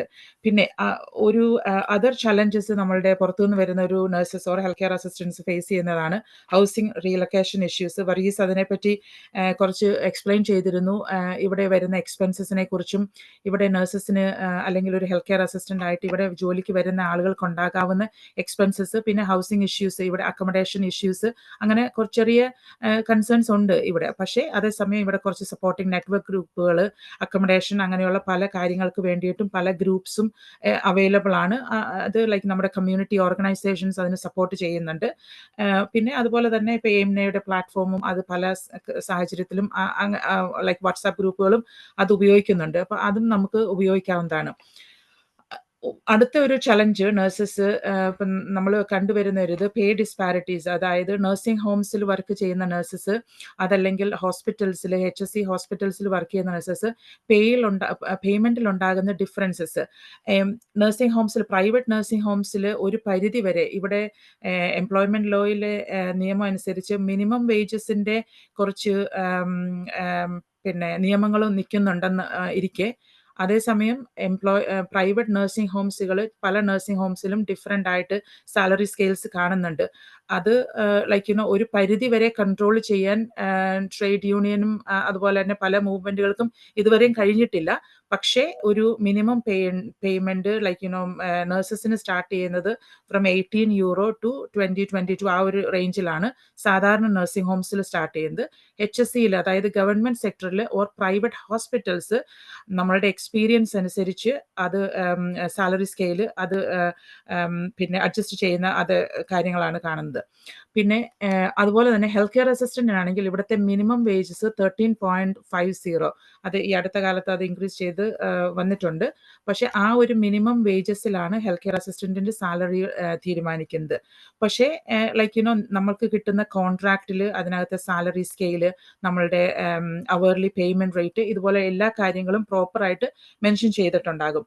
അത് മനസ്സിലാക്കേണ്ടതും ആ കോൺട്രാക്ട് ഒരു ഡോക്യുമെന്റ് നമ്മൾക്ക് ഒരു എംപ്ലോയർ ഓർ റിക്രൂട്ട്മെന്റ് ഏജന്റ് നമ്മൾക്ക് അയച്ചു തരുമ്പോൾ ആ കോൺട്രാക്റ്റിൽ പറഞ്ഞിരിക്കുന്ന കാര്യങ്ങൾ എന്തൊക്കെയാണ് എന്ന് കറക്റ്റായിട്ട് വായിച്ച് മനസ്സിലാക്കി അത് നോക്കേണ്ടത് ഒരു നഴ്സസിന്റെ അല്ലെങ്കിൽ ഒരു ഹെൽത്ത് കെയർ അസിസ്റ്റന്റ് ആയിട്ട് അയർലൻഡിലോട്ട് വരുന്ന അത് നമ്മൾ ഓരോരുത്തരുടെയും ഉത്തരവാദിത്തമാണ്. കാരണം അതൊരു പ്രത്യേകിച്ച് ഒരു കോൺട്രാക്ട് ഒരു ഡോക്യുമെന്റ് സൈൻ ചെയ്യുന്നതിന് മുമ്പ് അതിനകത്ത് നിങ്ങൾക്ക് എന്തെങ്കിലും ക്ലാരിഫിക്കേഷൻ ഉണ്ടെങ്കിൽ അത് ക്ലാരിഫൈ ചെയ്ത് എംപ്ലോയറോ ലൈക്ക് ഓർ ഏജന്റ് അത് ആരാണോ നിങ്ങളുമായിട്ട് കമ്മ്യൂണിക്കേറ്റ് ചെയ്യുന്നത് അവരുമായിട്ട് കമ്മ്യൂണിക്കേറ്റ് ചെയ്യേണ്ടത് നമ്മുടെ ഉത്തരവാദിത്തമാണ്. പിന്നെ വേറൊരു കാര്യം കൂടി, നമ്മൾക്ക് നഴ്സസ് ആയിട്ട് അതായത് വിദേശത്ത് പഠിച്ച് നഴ്സിംഗ് രജിസ്ട്രേഷൻ എടുത്ത് ഇവിടെ വരുന്ന നഴ്സസിന് NMBA ഒരു code of professional conduct and ethics ഒരു ഡോക്യുമെന്റ് റിലീസ് ആയിട്ടുണ്ട്. ലൈക്ക് പ്രീവിയസ്ലി ബിഫോർ ഇത് 2 സെപ്പറേറ്റ് ഡോക്യുമെന്റ് ആയിട്ടായിരുന്നു. ഇപ്പൊ അത് എല്ലാം കൂടി ഒരുമിച്ച് ഒരു 1 ഫൈൻ ഡോക്യുമെന്റ് അവർ ദിസ് ഇയർ റിലീസ് ആയിട്ടുണ്ട്. അതായത് നമ്മൾക്ക് ഇവിടെ നഴ്സസ് ആയിട്ട് പ്രവർത്തിക്കുന്ന അതായത് നഴ്സസ് ആയിട്ട് ജോലി ചെയ്യുന്ന ഓരോ നഴ്സിനും നമ്മൾ പാലിച്ചു വരേണ്ട കുറച്ച് നമ്മൾ പാലിക്കേണ്ട നിയമങ്ങൾ, നമ്മളുടെ ലൈക്ക് ജോലിയിൽ നമ്മൾ ശ്രദ്ധിക്കേണ്ട കാര്യങ്ങൾ, നമ്മളുടെ പ്രാക്ടീസിനെ സംബന്ധിച്ചുള്ള ലീഗൽ ആൻഡ് എത്തിക്കൽ പോയിന്റ്സ്, ഇതെല്ലാം കൂടി ഉൾപ്പെട്ടിട്ടുള്ള ഒരു ആസിഫ് നഴ്സസിന്റെ ഒരു ബൈബിൾ എന്ന് പറയാം. അത് ഓരോ നഴ്സും ഇവിടെ പ്രാക്ടീസ് ചെയ്യുന്ന ഓരോ നഴ്സും ആ code of professional conduct and ethics വായിച്ച് അതിനകത്ത് എഴുതിയിരിക്കുന്ന കാര്യങ്ങൾ മനസ്സിലാക്കി തന്നെ നമ്മൾ ഇവിടെ ജോലി ചെയ്യണം എന്നുള്ളത് ഇവിടുത്തെ ഒരു നഴ്സിംഗ് മിഡ്വൈഫറി ബോർഡിന്റെ ഒരു നിയമമാണ്. അത് മിക്കവാറും പല ഹോസ്പിറ്റലുകളിലും പല നഴ്സിംഗ് ഹോംസിലും ഈ code of professional conduct release ആയി കഴിയുമ്പോൾ ഓരോ നഴ്സസും അത് വായിച്ച് സൈൻ ചെയ്യണമെന്ന് അവരുടെ പോളിസിയിൽ പറയുന്നുണ്ട്.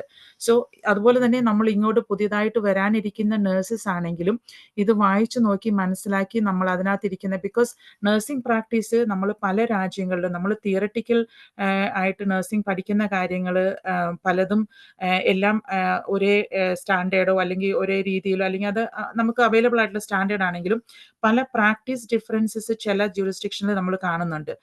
പിന്നെ സോഷ്യൽ മീഡിയ അവയർനെസ് അങ്ങനെ പല കാര്യങ്ങളും ഈ code of professional conduct and എത്തിക്സിൽ NMBA എക്സ്പ്ലെയിൻ ചെയ്തിട്ടുണ്ട്. സോ എയിംനെയും MNAയും നമ്മൾ സ്ട്രോങ്ലി റെക്കമെൻഡ് ചെയ്യുന്ന ഒരു കാര്യമാണ്. അയർലൻഡിൽ നഴ്സായിട്ട് ജോലി ചെയ്യാൻ തയ്യാറെടുക്കുന്ന നഴ്സസും അയർലൻഡിൽ നഴ്സായിട്ട് ജോലി ചെയ്യുന്ന നഴ്സസും ഇത് വായിച്ച് മനസ്സിലാക്കി നമ്മൾക്ക് നമ്മളുടെ ഓരോ ജോബിലും നമ്മളുടെ റെസ്പോൺസിബിലിറ്റി ജോബ് റെസ്പോൺസിബിലിറ്റിയിലും നമ്മുടെ കണ്ടക്റ്റിലും അത് പ്രാവർത്തികമാക്കണമെന്നുള്ളത് നമ്മുടെ റെസ്പോൺസിബിലിറ്റി ആയിട്ട് തന്നെ കാണേണ്ട ഒരു കാര്യമാണ്. ഷാനി നെക്സ്റ്റ് സ്ലൈഡ് ഇടൂ. പിന്നെ ഇവിടെ നഴ്സായിട്ടോ ഹെൽത്ത് കെയർ അസിസ്റ്റന്റ് ആയിട്ടോ വർക്ക് ചെയ്യുന്ന വർഗീസ് അതിനെ കുറച്ച് ഡീറ്റെയിൽഡ് ആയിട്ട് പറഞ്ഞിരുന്നു. ഇത് ഒരു കുറച്ച് ഓർഗനൈസേഷൻസ് എല്ലാവർക്കും അറിയാം. എയിംന വർഷങ്ങളായിട്ട് മലയാളി നഴ്സസിന് സപ്പോർട്ടിംഗ് ഗ്രൂപ്പായിട്ട് പല രാജ്യങ്ങളിലും പ്രവർത്തിച്ചു വരുന്ന ഒരു ഓർഗനൈസേഷനാണ്. നിങ്ങളിൽ ഒത്തിരി പേര് തന്നെ എയിംനയിൽ മെമ്പേഴ്സ് ആയിരിക്കാം. MNI migrant nurses Ireland Varghese explain ചെയ്തിരുന്നു. അത് 2020 ഞങ്ങൾ ഈ ഒരു ഓർഗനൈസേഷൻ സ്ഥാപിച്ചത്. Completely non political voluntary organisation ആണ്. അയർലൻഡിൽ ഇതിന്റെ വെബ്സൈറ്റ് താഴെ കൊടുത്തിട്ടുണ്ട്. നമുക്ക് ജോയിൻ ചെയ്യാനുള്ള, ഇവിടേക്ക് വരാനിരിക്കുന്ന നഴ്സസോ ഹെൽത്ത് കെയർ അസിസ്റ്റന്റോ ആയിട്ട് വരാനിരിക്കുന്ന ആളുകൾക്കും ഇവിടെ നിലവിൽ പ്രാക്ടീസ് ചെയ്യുന്ന ആളുകൾക്കും ഫ്രീ മെമ്പർഷിപ്പ് ആയിട്ട് ജോയിൻ ചെയ്യാനുള്ള ഒരു സാഹചര്യം തരുന്നുണ്ട്. പല employment, work related general issues, migrant nurses face ചെയ്യുന്ന എല്ലാ ഇഷ്യൂസിലും MNI ഒരുപാട് കാര്യങ്ങൾക്ക് മുൻകൈ എടുത്ത് പ്രവർത്തിച്ചിട്ടുണ്ട്. പിന്നെ INMO എന്ന് പറയുന്നത് അയർലൻഡിലെ നഴ്സസിന്റെ ട്രേഡ് യൂണിയൻ ആണ്. ഇപ്പോൾ നിലവിൽ അയർലൻഡിലെ നഴ്സസിന് ഒരേ ഒരു ട്രേഡ് യൂണിയനേ ഉള്ളൂ. MNI INMO ആയിട്ട് വർക്കിംഗ് പാർട്ട്ണർഷിപ്പിലാണ് പ്രവർത്തിക്കുന്നത്. സോ MNIക്ക് മാത്രമാണ് ഇപ്പോൾ ഇങ്ങനെ ഒരു വർക്കിംഗ് പാർട്ട്ണർഷിപ്പ് റിട്ടേൺ എഗ്രിമെന്റിൽ ഇപ്പോൾ പ്രവർത്തിക്കുന്ന ഒരു ഓവർസീസ് നഴ്സസിന് വേണ്ടിയുള്ള ഒരു ഓർഗനൈസേഷൻ. അപ്പോൾ അങ്ങനെ നമ്മൾ INMO ആയിട്ട് MNIക്കുള്ള എഗ്രിമെന്റും ഉള്ളത് കൊണ്ട് തന്നെ നമ്മളുടെ അടുത്ത് വരുന്ന എന്ത് ഇഷ്യൂസും INMOയിൽ ഡയറക്റ്റ് ആയിട്ട് ഒരു നഴ്സസിന്റെ ഇഷ്യൂസ് വന്നു കഴിഞ്ഞാൽ നമുക്ക് ഡയറക്റ്റ് ആയിട്ട് INMOയിൽ അറിയിക്കാനുള്ള അവസരം നമുക്ക് കിട്ടുന്നുണ്ട്. എസ്പെഷ്യലി വർഗീസ്, പിന്നെ അതുപോലെ വേറെയും നമുക്ക് മെമ്പേഴ്സ് എക്സിക്യൂട്ടീവ് കൗൺസിലുണ്ട് ആ സാഹചര്യത്തിൽ. സോ അത് നഴ്സസിന്റെ ട്രേഡ് യൂണിയൻ ആണ്. ഇവിടെ ട്രേഡ് യൂണിയൻ എന്ന് പറഞ്ഞാൽ ഇവിടെ നമ്മൾക്കൊരു ജോലിയിൽ ചെയ്യുന്ന നമ്മൾക്കൊരു ജോബിൽ ട്രേഡ് യൂണിയൻ മെമ്പർഷിപ്പ് അതൊരു നെസസിറ്റിയാണ് ആക്ച്വലി. അത് ഇവിടെ പ്രത്യേകിച്ചും ഫോർ എക്സാമ്പിൾ നമ്മൾക്കൊരു ഇഷ്യൂ, വർക്ക് പ്ലേസിൽ ഒരു ഇഷ്യൂ വരുന്ന സമയത്ത് ഒരു ഡോക്യുമെന്റ് നമ്മളോട് ഒരു എക്സ്പ്ലനേഷൻ കൊടുക്കുന്ന, അല്ലെങ്കിൽ ഒരു റിട്ടേൺ ഡോക്യുമെന്റ്, നമ്മൾക്കൊരു ഫുൾ സ്റ്റേറ്റ്മെന്റ് കൊടുക്കാൻ പറയുന്നു. നമ്മൾക്ക് സ്റ്റേറ്റ്മെന്റ് എഴുതാനോ അല്ലെങ്കിൽ ഇവിടുത്തെ രീതിയിൽ നമുക്കത് പ്രിപ്പയർ ചെയ്യാനുള്ള ഒരു പക്ഷേ അതിനുള്ള നമുക്ക് അറിയത്തില്ലായിരിക്കാം. അപ്പോൾ അങ്ങനെ ഈവൻ ഒരു ചെറിയ ചെറിയ കാര്യങ്ങൾക്ക് വരെ നമ്മൾക്ക് നഴ്സസിന് വേണ്ട സപ്പോർട്ടിന് വേണ്ടിയിട്ട് INMO ഒരു ട്രേഡ് യൂണിയന്റെ ആവശ്യം നമുക്കുണ്ട്. അതുകൊണ്ട് അതും പ്രത്യേകം ഒന്ന് ശ്രദ്ധിക്കേണ്ടതുണ്ട് ഇവിടെ നഴ്സസ് ആയിട്ട് ജോയിൻ ചെയ്യുന്ന ആൾക്കാർ. ആൻഡ് ഇറ്റ് ഈസ് അത് entirely up to the nurses ആണ്.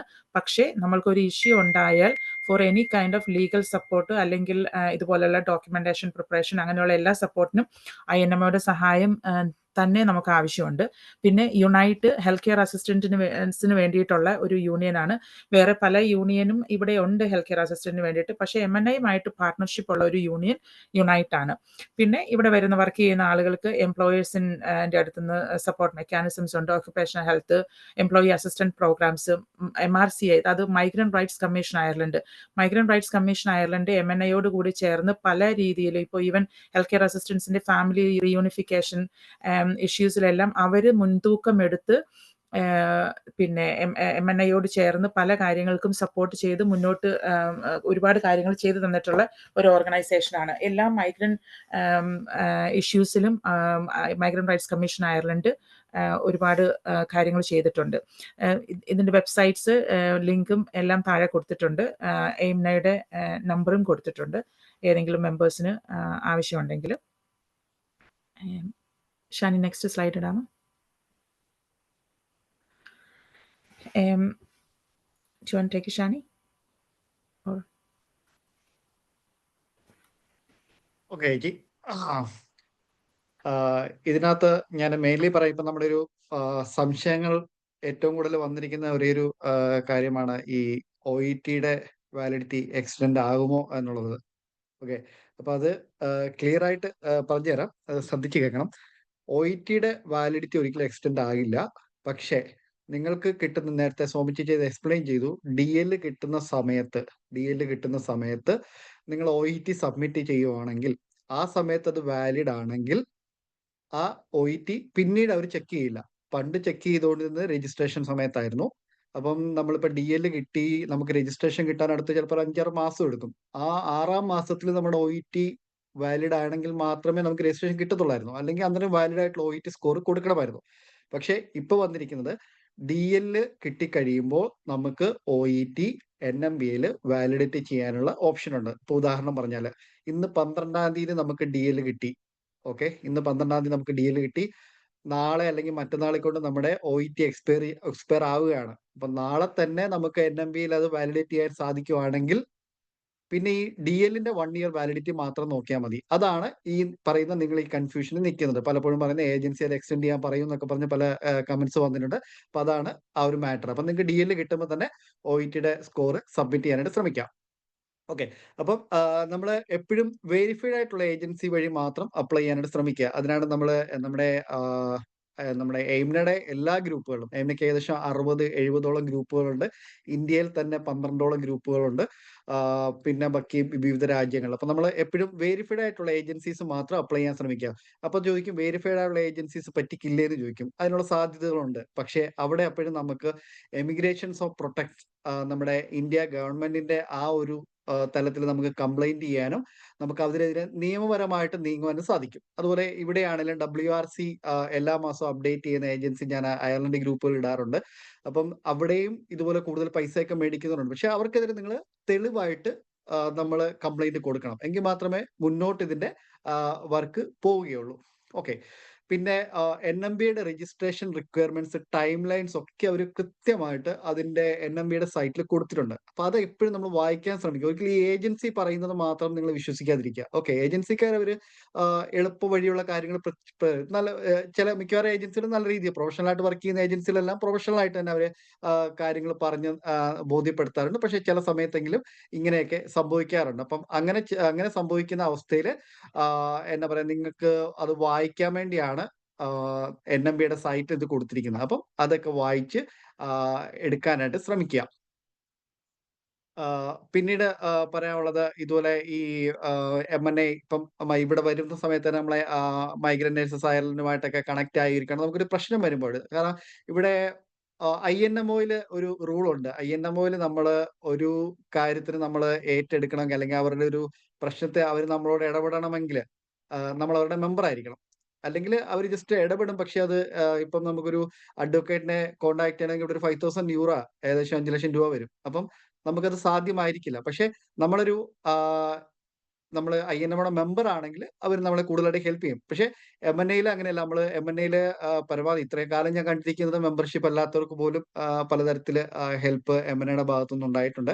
അപ്പം എങ്ങനെയാണെങ്കിലും നമുക്കൊരു ഒരു ഓതറൈസ്ഡ് ആയിട്ടുള്ള ഒരു ആളുകളുമായിട്ട് കോൺടാക്ട് ചെയ്ത് നിൽക്കുന്നത് എപ്പോഴും നല്ലതായിരിക്കും. അതുകൊണ്ട് തന്നെ റൂൾസ്, റെഗുലേഷൻസ്, റെസ്പോൺസിബിലിറ്റി ഇപ്പൊ ഇങ്ങോട്ടാണെങ്കിലും ഇവിടുത്തെ ഗവൺമെന്റ് സൈറ്റിൽ മുഴുവൻ ഇവിടുത്തെ കാര്യങ്ങൾ എങ്ങനെയൊക്കെയാണ് ഇവിടെ ആൾക്കാർക്ക് വരാൻ പറ്റുന്നത്, അല്ലെങ്കിൽ എങ്ങനെയൊക്കെയാണ് ഇവിടുത്തെ നിയമങ്ങൾ പോകുന്ന എല്ലാ കാര്യങ്ങളും കൃത്യമായിട്ട് എഴുതി വെച്ചിട്ടുണ്ട്. അപ്പൊ അതൊക്കെ നമുക്ക് നോക്കി മനസ്സിലാക്കാനുള്ള ഓപ്ഷൻസ് ഉണ്ട്. അപ്പൊ ഞാൻ പറഞ്ഞു വന്നത് ഏജൻസികൾ പറയുന്നത് മാത്രം വിശ്വസിച്ചോ അല്ലെങ്കിൽ അതിന്റെ പുറകെ മാത്രം പോകാതെ ഇരിക്കുക. ഓക്കെ. അപ്പം ഇത്രയൊക്കെ കാര്യങ്ങൾ. പിന്നെ ഈ 1-2 ചോദ്യങ്ങൾ വന്നത് നിങ്ങൾ ജോലി സംബന്ധിച്ചുള്ള ചോദ്യങ്ങളാണ്. ഓക്കെ. അപ്പൊ അത് ഞാൻ റീസെന്റ്ലി കണ്ടിരുന്നു, നമ്മുടെ ഗ്രൂപ്പുകളിലൊക്കെ ഷെയർ ചെയ്യപ്പെട്ടിരുന്നു. ഒരു ഏജൻസി അവിടെ നവംബറിൽ കൊച്ചിയിൽ വെച്ച് ഫേസ് ടു ഫേസ് ഇന്റർവ്യൂ ഒക്കെ വെക്കുന്നുണ്ട്. എനിക്ക് തോന്നുന്നു IITR ആണെന്ന് തോന്നുന്നു. അപ്പൊ അതുപോലെയുള്ള ജെന്യൂൻ ആയിട്ടുള്ള വളരെ വർഷങ്ങളായിട്ട് പ്രവർത്തിക്കുന്ന ഏജൻസി ഉണ്ട്. ഇപ്പം എക്സാമ്പിൾ ആയിട്ട് പറയുന്ന CPL, KCR, സർവീസ് സോഴ്സ്, അങ്ങനെ പല ഏജൻസികളുണ്ട്. അതുപോലെ തന്നെ പല പ്രൈവറ്റ് ഏജൻസികളുണ്ട്. അപ്പം ഇവരൊക്കെ അവരുടെയൊക്കെ രജിസ്ട്രേഷൻസ് നോക്കുക. പരമാവധി നമ്മുടെ CVകൾ അവർക്ക് അയച്ചു കൊടുത്ത് ഇതൊരിക്കലും അവർ തന്നെ ആയിരിക്കില്ല ഷോർട്ട് ലിസ്റ്റ് ചെയ്യുന്നത്. അവർ ഓരോ എംപ്ലോയർക്ക് അയച്ചു കൊടുക്കുക. ആ എംപ്ലോയർ ആയിരിക്കും ഷോർട്ട് ലിസ്റ്റ് ചെയ്യുന്നത്. അപ്പൊ അതുകൊണ്ട് തന്നെ ഓരോരുത്തരുടെയും CVകൾ ഡിഫറന്റ് ആയിരിക്കും. ഓരോരുത്തരുടെയും എക്സ്പീരിയൻസ് ഡിഫറന്റ് ആയിരിക്കും.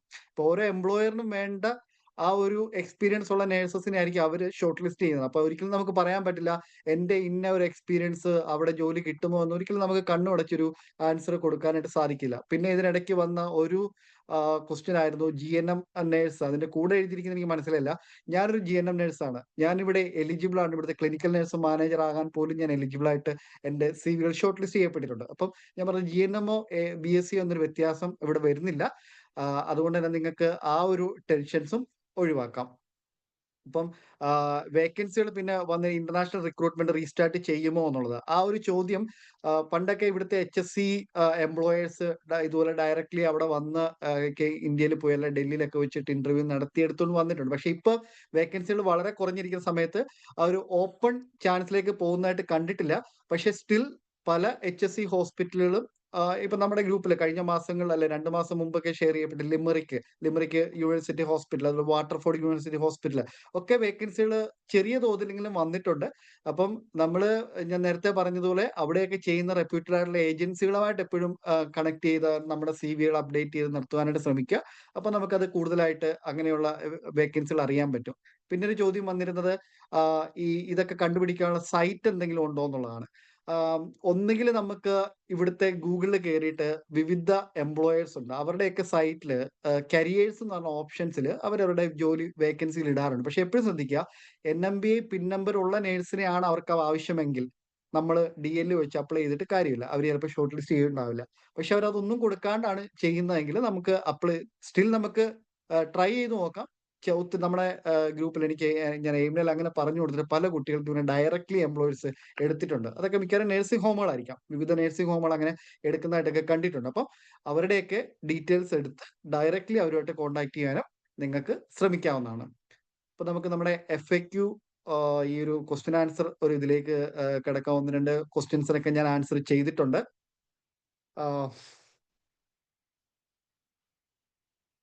ഇതിനകത്ത് കൂടുതലും ഈ OET ആയിട്ട് ബന്ധപ്പെട്ട ക്വസ്റ്റ്യൻസ് ആയിരുന്നു. കുറെ ക്വസ്റ്റ്യൻസ് ഞാൻ ഓൾറെഡി ടൈപ്പ് ചെയ്ത് റിപ്ലൈ ചെയ്തിട്ടുണ്ട്. ഓക്കെ, അയർലൻഡ് MSc നല്ല ഓപ്ഷൻ ആണോ എന്നൊരു ചോദ്യം. അതായത് ഇവിടെ സ്റ്റുഡന്റ് വിസയിൽ വരുന്നതിനെ പറ്റിയാണ് ചോദിക്കുന്നത്. പക്ഷെ ഒരിക്കലും വിചാരിക്കരുത് അയർലൻഡിലെ സ്റ്റുഡന്റ് വിസയിൽ MSc പഠിച്ചതിന് ശേഷം നമുക്ക് നേരെ പിൻ നമ്പർ കിട്ടും എന്ന് വിചാരിക്കരുത്. ഓക്കെ, അയർലൻഡ് നമ്മുടെ MSc ഇവിടെ രജിസ്റ്റേർഡ് ആണ്, പക്ഷെ അത് വെച്ചുകൊണ്ട് നമുക്ക് ജോബ് കിട്ടണമെന്നില്ല. അപ്പൊ അത് വെച്ചിട്ടും പിന്നീട് നമുക്ക് ആപ്റ്റിറ്റ്യൂഡും അഡാപ്റ്റേഷനും ഒക്കെ ചെയ്യുന്നതായിട്ട് കണ്ടിട്ടുണ്ട്. അപ്പൊ ഒരിക്കലും ആ ഒരു മൈൻഡ് സെറ്റിൽ വരുന്നത്. പക്ഷെ പഠിക്കാൻ നല്ലതായിരിക്കും. പ്രത്യേകിച്ച് RCSA പോലുള്ള DCU പോലുള്ള നല്ല ലോകോത്തര യൂണിവേഴ്സിറ്റികളുണ്ട്. അവിടെയൊക്കെ നമുക്ക് കിട്ടുവാണെങ്കിലും പഠിക്കുന്ന ഓപ്ഷൻസ് ഒക്കെ വളരെ നല്ലതായിരിക്കും.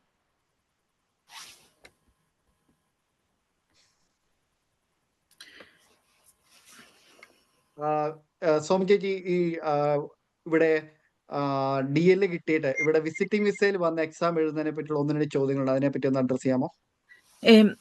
ആക്ച്വലി ഇവിടെ DL എടുത്ത് നമ്മൾ പ്രീവിയസ്ലി കുറച്ച് വർഷങ്ങൾക്ക് മുമ്പ് ഇവിടെ ഒരു എക്സാം വിസ എന്നൊരു ഓപ്ഷൻ ഉണ്ടായിരുന്നു.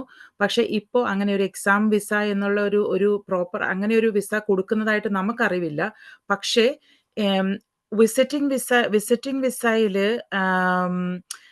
ചില നഴ്സസ് ഇപ്പൊ റീസെന്റ് നമ്മൾക്ക് അറിയാൻ കഴിഞ്ഞത്, ചില നഴ്സസ് ഇപ്പൊ നമ്മൾ കറന്റ്ലി വർക്കിംഗ് ആയിട്ടുള്ള നഴ്സസ് നമ്മൾ RCSA ആപ്റ്റിറ്റ്യൂഡ് ടെസ്റ്റ് എഴുതുന്നതിന് വേണ്ടിയിട്ട് അയർലൻഡിലോട്ട് വരികയാണ് എന്ന് പറഞ്ഞ് വിസ അപ്ലൈ ചെയ്തിട്ടുണ്ടെങ്കിൽ ഇപ്പോൾ കിട്ടിയതായിട്ട് റീസെന്റ് നമുക്കൊരു ഇൻഫർമേഷൻ കിട്ടിയിട്ടുണ്ട്. പക്ഷേ നമ്മൾ വിസിറ്റിംഗ് വിസ എന്ന് മാത്രം പറഞ്ഞ് അയർലൻഡിലോട്ട് വരുമ്പോൾ വിസിറ്റിംഗ് വിസയുടെ പിന്നെ അതിൻ്റെ റൂൾസ് ഉണ്ട്. ലൈക്ക് നമ്മൾ എക്സാം എഴുതാൻ പറ്റത്തില്ല, അങ്ങനെ പല കാര്യങ്ങളും ചെയ്യാൻ പാടില്ല, കോഴ്സുകൾ അണ്ടർടേക്ക് ചെയ്യാൻ പറ്റത്തില്ല, അങ്ങനെ കുറച്ച് റൂൾസ് അതിനകത്ത് വരുന്നുണ്ട്.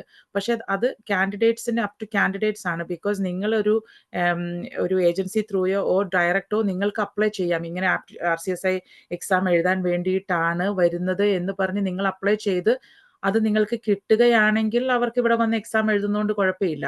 പക്ഷേ അത് ഡയറക്ട്ലി എക്സാം വിസ എന്ന് പറഞ്ഞ് ബ്ലാങ്കറ്റ് ആയിട്ട് വിസ കൊടുക്കുന്ന ഒരു സാഹചര്യം ഇപ്പോൾ നിലവിലില്ല. പക്ഷെ റീസെന്റ് 1-2 പേർക്ക് കിട്ടിയതായിട്ട് നമുക്ക് ഇൻഫർമേഷൻ കിട്ടിയിട്ടുണ്ട്. പ്രീവിയസ്ലി ലാസ്റ്റ് ഇയർ എനിക്ക് തോന്നുന്നു AWS ഇഷ്യൂവിന്റെ സമയത്താണെന്ന് തോന്നുന്നു, അങ്ങനെ കുറച്ച് കാൻഡിഡേറ്റ്സ് വന്ന് എക്സാം എഴുതിയിട്ടുണ്ടായിരുന്നു. പക്ഷെ അത് ഇൻഡിവിജ്വൽ വിസ ആപ്ലിക്കേഷൻ കൊടുത്ത് അത് കിട്ടും, നമുക്ക് അതിനൊരു 100% ഗ്യാരണ്ടി കൊടുക്കാൻ പറ്റാത്ത ഒരു മേഖലയാണ് ആക്ച്വലി. അത് അപ്ലൈ ചെയ്ത് വിസ കിട്ടിയാൽ നമുക്ക് എക്സാം എഴുതാൻ പറ്റുമോ എന്നുള്ള രീതിയിലാണ് വരുന്നത്.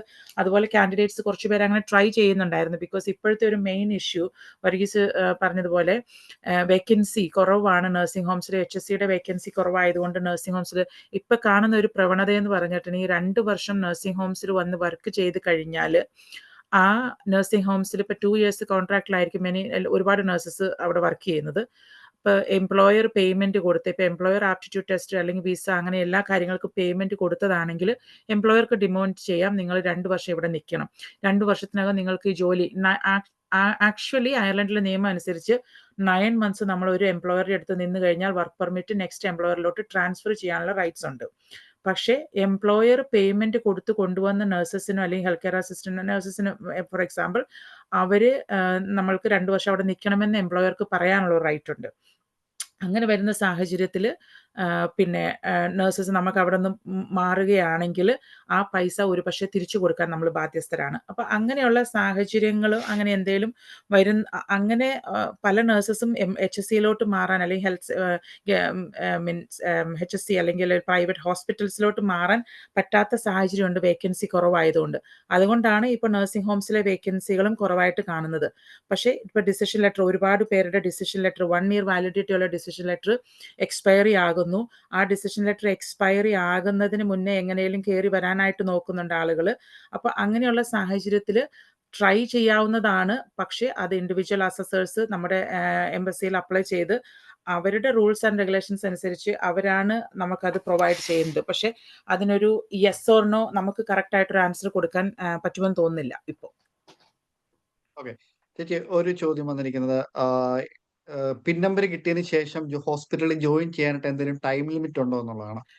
പിൻ നമ്പർ കിട്ടിയതിന് ശേഷം ലൈക്ക് വൺസ് നമ്മൾ ആപ്റ്റിറ്റ്യൂഡോ അഡാപ്റ്റേഷനോ പാസ്സായാൽ ഇപ്പോൾ നമ്മൾ ലൈക്ക് ഇവിടെ അയർലൻഡിൽ വന്നു കഴിഞ്ഞാൽ ആപ്റ്റിറ്റ്യൂഡ് ടെസ്റ്റ് ആണെങ്കിൽ വിത്തിൻ ഒരു 1 to 2 വീക്സിനുള്ളിൽ ഒരു വീക്കെൻഡ്സിലാണ് യൂഷ്വലി ആപ്റ്റിറ്റ്യൂഡ് ടെസ്റ്റ് നടത്തുന്നത്. So most of the time ഇപ്പോൾ Saturday theory test, Sunday practical ആയിരിക്കും. Or this weekend theory test, next weekend practical, ആ രീതിയിലായിരിക്കും അവർ എക്സാം കണ്ടക്ട് ചെയ്യുന്നത്. വൺസ് നമ്മൾ നമ്മൾ എക്സാം പാസ്സായി കഴിഞ്ഞാൽ ആ ഡോക്യുമെന്റ്സ് NMBI സബ്മിറ്റ് ചെയ്യുന്നു. NMBI സബ്മിറ്റ് ചെയ്ത് കഴിയുമ്പോൾ നമ്മൾക്ക് ഫുൾ രജിസ്ട്രേഷൻ, അതായത് നമ്മുടെ പിൻ നമ്പർ എല്ലാ ഡോക്യുമെന്റേഷൻ കറക്റ്റ് ചെയ്ത് കഴിയുമ്പോൾ പിൻ നമ്പർ കിട്ടുന്നു.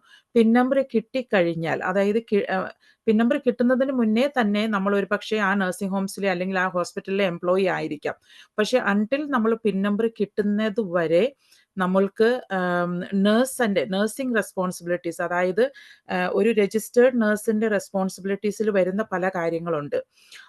നമ്മുടെ എന്താ പറയുന്നത്, അതായത് ഫോർ എക്സാമ്പിൾ ഇപ്പോൾ ഒരു മെഡിക്കേഷൻ അഡ്മിനിസ്ട്രേഷൻ അത് ചെയ്യണമെങ്കിൽ വൺസ് നമ്മളൊരു രജിസ്റ്റേർഡ് നഴ്സ് ആയിരിക്കണം. അപ്പോൾ അങ്ങനെയുള്ള ചില ടാസ്ക് നമുക്ക് ക്യാരി ഔട്ട് ചെയ്യാൻ പറ്റത്തില്ല. പക്ഷേ ഇപ്പോൾ കണ്ടുവരുന്ന ഒരു പ്രവണത എന്താണെന്ന് വെച്ചാൽ ഒരു നഴ്സിനെ റിക്രൂട്ട് ചെയ്ത് കഴിയുമ്പോൾ ഇപ്പോൾ എക്സാം പാസ്സായ ഉടനെ തന്നെ എംപ്ലോയേഴ്സ് ആ നഴ്സിനെ ജോലിക്ക് എടുക്കുകയാണ്. പക്ഷേ അവർക്ക് ചില ജോലികൾ, എക്സാമ്പിൾ മെഡിസിൻ കൊടുക്കാൻ പറ്റത്തില്ല, IV കൊടുക്കാൻ പറ്റത്തില്ല, അങ്ങനെ കുറച്ച് ഡോക്യുമെന്റേഷൻ, പിന്നെ നമ്മൾ എന്ത് ഡോക്യുമെന്റേഷൻ ചെയ്താൽ അത് എപ്പോഴും കൗണ്ടർ സൈൻ ചെയ്യേണ്ടതായിട്ട് വരുന്നുണ്ട്.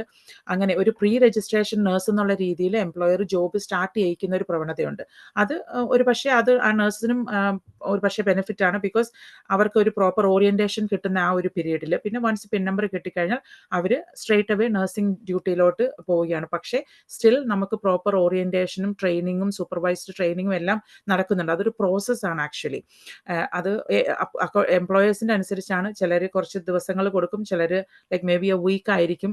ഹോസ്പിറ്റൽസിൽ ഫസ്റ്റ് 3 months ആപ്റ്റിറ്റ്യൂഡ് അഡാപ്റ്റേഷൻ പീരീഡിൽ അവർ ഓറിയന്റേഷനും ഫുൾ ട്രെയിനിങ്ങും കൊടുക്കുന്നുണ്ട്. ഓക്കെ ചേച്ചി, ഒരു ചോദ്യം പറഞ്ഞു, CV marketing agencies are there. Is that genuine or the process for marketing of CV is there in Ireland or not? CV marketing agency ആയിട്ട് കോൺടാക്ട് ചെയ്യുന്നത് ഓക്കെ ആയിരിക്കുമോ എന്നുള്ളതായിരിക്കും ചോദ്യം. What is CV marketing agencies? ചേച്ചി, എനിക്ക് തോന്നുന്നു CV making agencies ആയിരിക്കണം. അല്ലെങ്കിൽ ഈ CVകള് ഞാനിപ്പോ റീസെന്റ് ഒരു ഇത് കേട്ടാണ്, അവർക്ക് CV അയച്ചു കൊടുക്കും, CVകൾ അവർ പല എംപ്ലോയേഴ്സിന് കൊടുക്കും. അതിന് ഞാൻ കേട്ടത് ഒരു എംപ്ലോയറിന് അയച്ചു കൊടുക്കുന്നതിന് 250 ഇന്ത്യൻ രൂപ.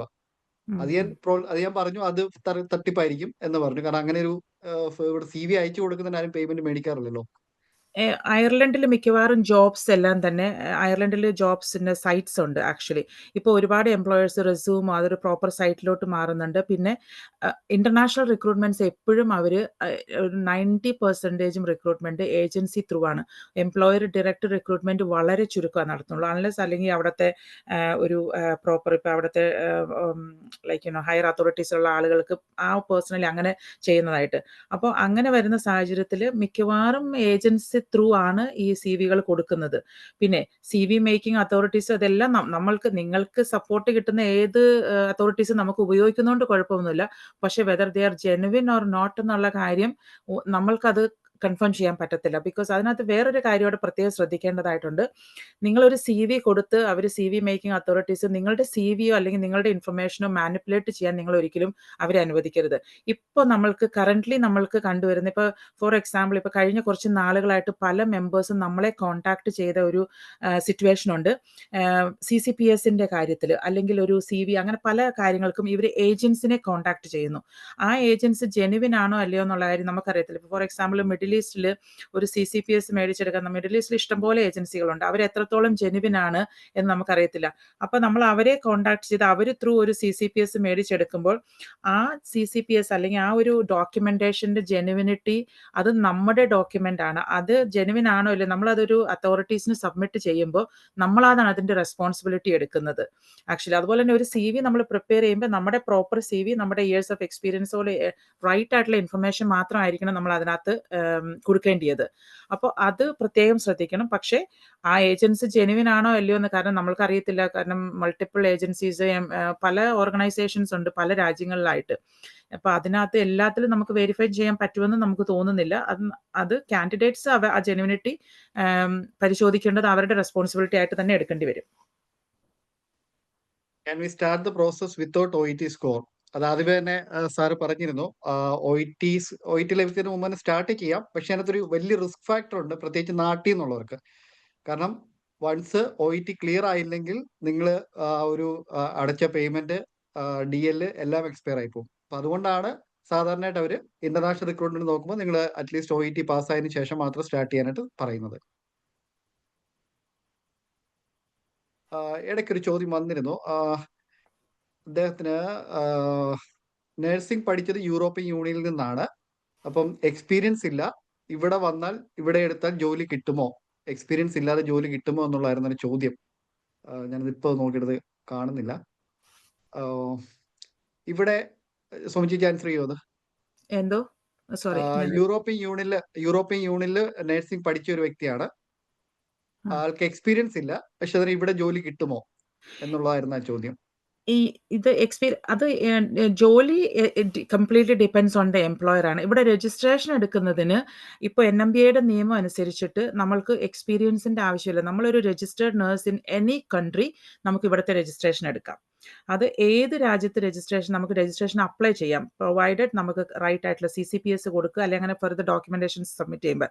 പിന്നെ എക്സ്പീരിയൻസ് ഇല്ലാത്ത ഒരു നേഴ്സിന് ജോലി കിട്ടുമോ എന്ന് ചോദിച്ചു കഴിഞ്ഞാൽ ഡിപ്പെൻഡ്സ് ഓൺ ദ എംപ്ലോയർ. ഇപ്പോൾ HSC ഇപ്പോൾ most of the HSC hospitals ഒരു ഓവർസീസ് ലൈക്ക് ഒരു പുറത്തുനിന്ന് ഒരു നഴ്സിനെ എടുക്കുമ്പോൾ അവർ കുറച്ച് നാളെങ്കിലും എക്സ്പീരിയൻസ് ഉള്ള നഴ്സസിനെ നോക്കുന്നുണ്ട് ഹോസ്പിറ്റൽസ്. പക്ഷേ ചിലപ്പോൾ nursing home employers may be അത് നോക്കുന്നില്ല. അത് completely depends on the employer ആണ്. അപ്പോൾ അത് ലൈക്ക് അങ്ങനെ എക്സ്പീരിയൻസ് ഇല്ലാത്ത നഴ്സസിനെ എടുക്കാൻ താല്പര്യമുള്ള എംപ്ലോയർ ആണ് അവർക്ക് എടുക്കുക. അതിനൊരു സ്ട്രിക്റ്റ് ഗൈഡ് ലൈൻസോ അങ്ങനെയൊന്നും ഉണ്ടെന്ന് തോന്നുന്നില്ല ആക്ച്വലി. ഒരു 2-3 ചോദ്യങ്ങൾ റിലേറ്റഡ് വന്നത്. ആപ്റ്റിറ്റ്യൂഡ് ഫെയിൽ ആയാൽ എന്താണ് നെക്സ്റ്റ് സ്റ്റെപ്പ്? അസിസ്റ്റന്റ് ആയി വർക്ക് ചെയ്യാൻ സാധിക്കുമോ? ആപ്റ്റിറ്റ്യൂഡ് ഫെയിൽ ആയാൽ നമ്മുടെ ആ DL എക്സ്പയർ, ആ DL അവിടെ ഫിനിഷ് ആവും, ആ DL ഇൻവാലിഡ് ആവും. വീണ്ടും നമ്മൾ DLന് അപ്ലൈ ചെയ്തെടുക്കണം. റൂൾ അനുസരിച്ച് നമ്മളിവിടെ ആ ഒരു AWS വർക്ക് പെർമിറ്റ് നമുക്ക് കിട്ടിയിരിക്കുന്നത് ആ ഒരു 90 ഡേയ്സിന് കിട്ടിയിരിക്കുന്നത് നമ്മൾ ഇവിടെ വന്ന് എക്സാം എഴുതി പാസ്സാകാൻ വേണ്ടി ആയിരുന്നു. പക്ഷേ നമ്മളത് പാസ്സായില്ലെങ്കിൽ അതിനർത്ഥം നമ്മൾ തിരിച്ചു പോകണം എന്നുള്ളതാണ്. പക്ഷെ എക്സാം ഫെയിൽ ആയിട്ടും ഇവിടെ അവർക്ക് വിസ എക്സ്റ്റെൻഡ് ചെയ്ത് കിട്ടിയവരുണ്ട്. അത് നമ്മുടെ പ്രോപ്പർ റീസൺസ് നമ്മൾ കാണിച്ച് ഗവൺമെന്റിൽ അപ്ലൈ ചെയ്തതിന് ശേഷമാണ് അങ്ങനെ അടുത്ത വിസ എടുത്ത് അവരിവിടെ നിന്നുകൊണ്ട് നല്ല സ്ട്രഗിൾ ആണ്. പക്ഷെ അങ്ങനെ ഒരു സാധ്യതയുണ്ട്. പക്ഷെ നമുക്കതൊരു റൂളായിട്ടില്ലാത്തതുകൊണ്ട് നമുക്കങ്ങനെ ഓപ്പൺ ഒറ്റൊരു ചോദ്യോത്തരമായിട്ട് നമുക്കങ്ങനെ പറയാനായിട്ട് സാധിക്കില്ല. ഇന്റർവ്യൂ പാസ്സായാൽ പ്രോസസ്സിങ്ങിന് മാക്സിമം എത്ര ടൈം എടുക്കും? അതും ഈ പറയുന്ന ഡിപ്പെൻസ് ഓൺ പേപ്പർ വർക്ക് ആണ്, ഡിപ്പെൻസ് ഓൺ നമ്മുടെ ഫയലാണ്.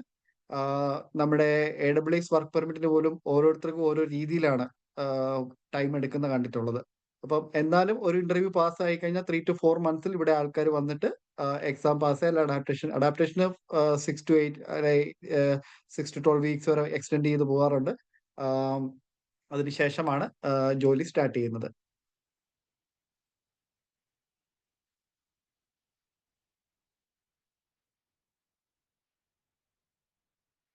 DL റിന്യൂ ചെയ്യുമ്പോൾ ഗുഡ് സ്റ്റാൻഡിംഗ് മാത്രം ന്യൂ മതിയെന്ന് പറഞ്ഞു ഏജൻസി. ബാക്കി എല്ലാ ഡോക്യുമെന്റ്സും 1 year ബാക്ക് ഉള്ളതാണ്, including notarised document.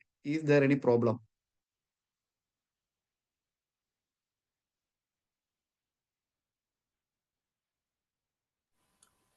Shani sorry, എന്തായിരുന്നു ക്വസ്റ്റ്യൻ? സോറി. DL റിന്യൂ ചെയ്യുമ്പോൾ ഗുഡ് സ്റ്റാൻഡിംഗ് മാത്രം റിന്യൂ മതിയെന്ന് പറഞ്ഞു ഏജൻസി. ബാക്കി എല്ലാ ഡോക്യുമെന്റ്സും 1 year ബാക്ക് ഉള്ളതാണ്, including notarised documents. Is there any problem? അത് ഗുഡ് സ്റ്റാൻഡിംഗ് നമ്മൾ ആപ്ലിക്കേഷൻ സബ്മിറ്റ് ചെയ്യുന്ന സമയത്ത് NMBIയുടെ സൈറ്റിൽ കൊടുത്തിരിക്കുന്നത് വിത്തിൻ 1 year വാലിഡിറ്റി ഡോക്യുമെന്റ് ആണെന്നാണ്. സോ അത് മതിയായിരിക്കും. ഇൻ കേസ് ഫർദർ ഡോക്യുമെന്റേഷൻ വേണമെങ്കിൽ അവർ NMBI തന്നെ അവർ ചോദിക്കാറുണ്ട് ആക്ച്വലി. പക്ഷേ ഗുഡ് സ്റ്റാൻഡിംഗ് വിത്തിൻ 6 monthsലുള്ളതാണ് അവർ അക്സെപ്റ്റ് ചെയ്യുന്നത്. ഓക്കെ, ഇതിന് ഏറ്റവും കൂടുതൽ ആൾക്കാർ ചോദിക്കുന്ന ഒരു ചോദ്യമാണ്, once we started to work as a HCA or support worker in Ireland, can I attend the RCC exam with my own risk, have a valid DL? Yes. Yeah. Once ഇവിടെ valid ആയിട്ട് വന്നിട്ടുള്ള വിസയിലോട് വന്നിട്ടുള്ള ആർക്കും, അതായത് ഇവിടെ നിൽക്കുന്ന ഒരാൾക്ക് exam attend ചെയ്യാം. അത് നമ്മൾ സ്വന്തമായിട്ടാണ് ആ ഒരു ഫീസ് കൊടുത്ത് എക്സാം അറ്റൻഡ് ചെയ്യുന്നത്. അതുകൊണ്ട് കുഴപ്പമൊന്നുമില്ല. പിന്നെ നിങ്ങൾക്ക് ഒരു സംശയം വരാനുള്ളത്, ചില ഏജൻസികൾ പറയാറുണ്ട്, നിങ്ങൾ ഹെൽത്ത് കെയർ അസിസ്റ്റന്റ് ആയിട്ട് അവിടെ പൊക്കോ, പിറ്റേ മാസം തന്നെ നിങ്ങൾക്ക് ആപ്റ്റിറ്റ്യൂഡ് എക്സാം എഴുതി അതിന്റെ പിറ്റേ ആഴ്ച തന്നെ നിങ്ങൾക്ക് ജോലി കിട്ടാം എന്നും പറഞ്ഞ് പറയാറുണ്ട്. പക്ഷെ അത് പൂർണ്ണമായിട്ട് വിശ്വസിക്കരുത്. നമുക്ക് ജോലി കിട്ടുക എന്ന് പറയുന്നത് ഒരു കടമ്പയാണ് ഇവിടെ. അപ്പം നിങ്ങളിപ്പം ഇന്ന് ഇപ്പൊ ഇവിടെ HC ആയിട്ട് വന്നു, RCCയുടെ ആപ്റ്റിറ്റ്യൂഡ് എക്സാം എഴുതി, പിൻ നമ്പർ കിട്ടി. നിങ്ങൾ വന്നിരിക്കുന്ന വിസ എന്ന് പറയുന്നത് ജനറൽ വർക്ക് പെർമിറ്റില് നിങ്ങൾക്ക് തന്നിരിക്കുന്ന എംപ്ലോയർ ആണ് തന്നിരിക്കുന്നത്. ഓക്കെ, അതിൽ നിന്നുകൊണ്ട് നിങ്ങൾക്ക് അടുത്തൊരു എംപ്ലോയറോട് ഡയറക്റ്റ് ചാടിക്കരെ പോകാൻ സാധിക്കത്തില്ല. പിന്നീട് നമുക്ക് ക്രിട്ടിക്കൽ വർക്ക് പെർമിറ്റ് വേണം. അപ്പം അതിന് നമ്മളെ സ്പോൺസർ ചെയ്യാൻ പറ്റുന്ന ഒരു എംപ്ലോയറെ നമുക്ക് കിട്ടണം. അത് കിട്ടിക്കഴിഞ്ഞാൽ നമുക്ക് ഈസി ആയിട്ട് നേഴ്സായിട്ട് അല്ലെങ്കിൽ അടുത്ത ക്രിട്ടിക്കൽ വർക്ക് പെർമിറ്റോടുകൂടി ജോലി ചെയ്യാനായിട്ട് സാധിക്കും. അപ്പൊ അതെപ്പോഴും മനസ്സറിഞ്ഞുകൊണ്ട് വേണം അത് എടുക്കാനായിട്ട്. എടുക്കുന്നതുകൊണ്ട് കുഴപ്പമൊന്നുമില്ല, കുറച്ച് സമയം എടുക്കും എന്നുള്ളതുള്ളൂ. നിങ്ങൾ അത് അക്സെപ്റ്റ് ചെയ്ത് മാത്രം വന്നാൽ മതിയാവും. ഇപ്പം പിറ്റേ ആഴ്ച തന്നെ ജോലി കിട്ടുമെന്ന് വിചാരിക്കുന്നത് ചിലപ്പോൾ 1 വർഷം, ചിലപ്പോൾ 2 വർഷം വരെയൊക്കെ എടുക്കാം. പക്ഷെ എങ്കിൽ പോലും നിങ്ങൾക്ക് പിൻ നമ്പർ ഉണ്ട്, അത് വെച്ചുകൊണ്ട് പല ഓപ്പർച്യൂണിറ്റീസ് നിങ്ങൾക്ക് അപ്ലൈ ചെയ്യാനായിട്ട് സാധിക്കും. ഷാനി, ഒരു ക്വസ്റ്റ്യൻ കണ്ടായിരുന്നു, can we suggest A good agency എന്നുള്ളത്.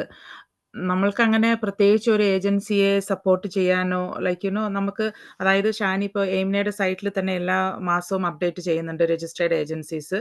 പിന്നെ അത് എനിക്ക് തോന്നുന്നില്ല നമ്മൾക്ക് ഒരു പ്രത്യേകിച്ച് ഒരു ഏജൻസിയെ സജസ്റ്റ് ചെയ്യാനോ അല്ലെങ്കിൽ നമുക്ക് ഏജൻസി വിത്തൗട്ട് എനി വാലിഡ് ഇതില്ലാതെ നമ്മൾക്കത് ചെയ്യാൻ പറ്റുമെന്ന് തോന്നുന്നില്ല. പക്ഷേ അറ്റ് ദ സെയിം ടൈം ഇപ്പം എല്ലാ ഓപ്ഷൻസും ഉണ്ട്. നമുക്കൊരു ഓൺലൈനിൽ ഒരു സൈറ്റിൽ നോക്കി ഏജൻസിയുടെ ട്രാക്കിംഗ് റെക്കോർഡ് എല്ലാം കണ്ടുപിടിക്കാനുള്ള ഓപ്ഷൻസ് ഉണ്ട്. അത് പിന്നെ അതുപോലെ തന്നെ ജെനുവിൻ ആയിട്ട് റിക്രൂട്ട്മെന്റ് നടത്തുന്ന പല ഏജൻസികളും നിലവിലുണ്ട്. പലപ്പോഴും ഫീഡ്ബാക്കും പല ഇൻഫർമേഷൻസും അവൈലബിൾ ആണ്. അത് കാൻഡിഡേറ്റ്സിന് ട്രൈ ചെയ്യാവുന്നതാണ് ആക്ച്വലി. നേരത്തെ പറഞ്ഞോട് ബന്ധപ്പെടുത്തിയൊരു ആൻസർ പറയാം. Currently I am working as a HCA in Ireland and I got my OET. If I get my DL, I can apply for aptitude exam without any employer. Yes, you can. തീർച്ചയായിട്ടും ചെയ്യാൻ സാധിക്കും, നിങ്ങൾക്ക് ചെയ്യാൻ സാധിക്കും.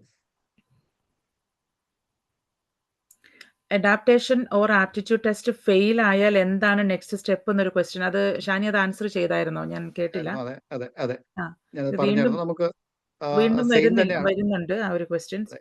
അത് നമ്മൾ fail ആയി കഴിഞ്ഞാൽ നമ്മുടെ ആ ഒരു DL എക്സ്പയർ ആയി. വീണ്ടും നമ്മൾ ആദ്യം തൊട്ട് DL എടുത്ത് വേണം അടുത്ത ഒരു എക്സാമിന് വേണ്ടി അപ്ലൈ ചെയ്യാനായിട്ട് സാധിക്കത്തുള്ളൂ. പക്ഷെ ആ സമയത്ത് നമുക്ക് ഇവിടെ നിൽക്കാൻ പറ്റുമോ എന്നുള്ളതാണ് ഒരു സംശയം. റൂൾ അനുസരിച്ച് നമ്മൾ തിരിച്ചു പോകണമെന്നുള്ളതാണ്. പക്ഷെ നമ്മുടെ വിസ എക്സ്റ്റെൻഡ് ചെയ്ത് കിട്ടിയാൽ നമുക്ക് ഇവിടെ നിൽക്കാം. അവിടെ നിന്നുകൊണ്ട് തന്നെ എക്സാം അറ്റൻഡ് ചെയ്യാൻ സാധിക്കും. ഇല്ലെങ്കിൽ നാട്ടിൽ പോയതിനു ശേഷം അടുത്ത DL അടുത്ത ഡേറ്റ് കിട്ടിയ ശേഷം മാത്രമേ തിരിച്ചു വന്ന അടുത്ത എക്സാം അറ്റൻഡ് ചെയ്യാനായിട്ട് സാധിക്കത്തുള്ളൂ. ഷാനി, ഒരു ക്വസ്റ്റ്യൻ വന്നായിരുന്നു, നമ്മൾക്ക് വർക്കിൽ ഗ്യാപ്പ് ഉണ്ടായാൽ അതൊരു പ്രശ്നമാണോ? നമ്മുടെ കരിയറിൽ ഗ്യാപ്പ് ഉണ്ടാവുക എന്ന് പറയുന്നത് ഒരിക്കലും ഒരു പ്രശ്നമല്ല. നമ്മൾ ആ ഗ്യാപ്പ് നമ്മളത് ജെനുവിൻ ആയിട്ട് റീസൺ സഹിതം എക്സ്പ്ലെയിൻ ചെയ്താൽ മതി. അത് NMBI രജിസ്ട്രേഷൻ എടുക്കുന്നതിനോ അല്ലെങ്കിൽ ഒരു ജോബ് കിട്ടുന്നതിനോ അത് ഒരിക്കലും ഒരാളെ പ്രിവെന്റ് ചെയ്യുന്നില്ല. ബിക്കോസ് പ്രത്യേകിച്ച് ഇതുപോലുള്ള രാജ്യത്ത്, കാരണം ഇവിടെ നമ്മൾക്ക് ഒരാൾക്ക് കരിയറിൽ നിന്ന് ഗ്യാപ്പ് ഉണ്ടാകാൻ പല റീസൺസ് ഉണ്ടാകാം. നമുക്ക് ജെനുവിൻ സിക്നസ് ആകാം, അല്ലെങ്കിൽ ഫാമിലി റീസൺസ് ആകാം, പേഴ്സണൽ റീസൺസ് ആകാം, പല റീസൺസ് ഉണ്ടാകാം. സോ അത് എങ്ങനെ വേണമെങ്കിലും നമ്മൾക്ക് ആ ഗ്യാപ്പ് ഉണ്ടാകും. പക്ഷെ ആ ഗ്യാപ്പ് എപ്പോഴും നമ്മൾ ജെനുവിൻ ആയിട്ട് എക്സ്പ്ലെയിൻ ചെയ്ത് തന്നെ പോകുന്നതായിരിക്കും. അത് ഫില്ല് ചെയ്യാൻ നോക്കൂ, അങ്ങനെ ഒന്നും ചെയ്യേണ്ട ഒരു ആവശ്യമില്ല. അതുകൊണ്ട് രജിസ്ട്രേഷൻ ചെയ്യുന്നതിന് വേണ്ടിയിട്ട് ആരെയും അത് പിന്നെ ഇത് ചെയ്യുന്നില്ല, തടസ്സപ്പെടുത്തുന്നില്ല. നല്ലൊരു ചോദ്യമാണ്. ഗ്യാപ്പോട് ബന്ധപ്പെട്ട് ഞാൻ എന്റെ പേഴ്സണൽ എക്സ്പീരിയൻസ് പറയാം. ഞാൻ 2 years ഗ്യാപ്പുമായിട്ട് നിന്ന ഒരാളാണ് എനിക്ക് HSC ജോബ് കിട്ടിയത്. അപ്പൊ അതുകൊണ്ട് ജോബ് കിട്ടുന്നതിനൊന്നും ഒരു തടസ്സമില്ല. നമ്മൾ പ്രോപ്പറായിട്ട് അത് എക്സ്പ്ലെയിൻ ചെയ്ത് കൊടുക്കുക. വേറെ ചോദ്യമാണ്, ഞാനൊരു ഡെന്റൽ ക്ലിനിക്കിൽ ഗൾഫിൽ വർക്ക് ചെയ്യുന്നുണ്ട്, OET ക്ലിയർ ചെയ്താൽ ജോബ് കിട്ടാൻ എളുപ്പമാണോ എന്ന്. ഈ ജോബ് കിട്ടാൻ എളുപ്പമാണോ എന്നുള്ള ചോദ്യം എപ്പോഴും എംപ്ലോയേഴ്സിനെ ഡിപ്പെൻഡ് ചെയ്തിരിക്കും. If one employer is happy with your profile, directly നമുക്ക് ജോലി കിട്ടും. അങ്ങനെ ക്ലിനിക്കുകളിൽ ജോലി ചെയ്തത് നമ്മുടെ കിട്ടിയിട്ടുണ്ട്. പക്ഷെ അത് നമുക്ക് ഒരിക്കലും പറയാൻ പറ്റില്ല നിങ്ങൾക്ക് കിട്ടും എന്നും പറഞ്ഞ് തറപ്പിച്ച് പറയാനും സാധിക്കില്ല. കാരണം ഇപ്പൊ ഒരു 10 വർഷം ഹോസ്പിറ്റലിൽ നല്ല എക്സ്പീരിയൻസ് ഉള്ള ഒരാളും ഒരു ക്ലിനിക്കിലെ എക്സ്പീരിയൻസ് ഉള്ള ഒരാളും രണ്ടുപേരുടെ മാത്രം ഒറ്റ വേക്കൻസി ഉള്ളെങ്കിൽ അവർ ആരെ എടുക്കും എന്നതിനെ ഡിപ്പെൻഡ് ചെയ്തിരിക്കും. അപ്പൊ അതെപ്പോഴും എംപ്ലോയറെ ഡിപ്പെൻഡ് ചെയ്തിരിക്കും.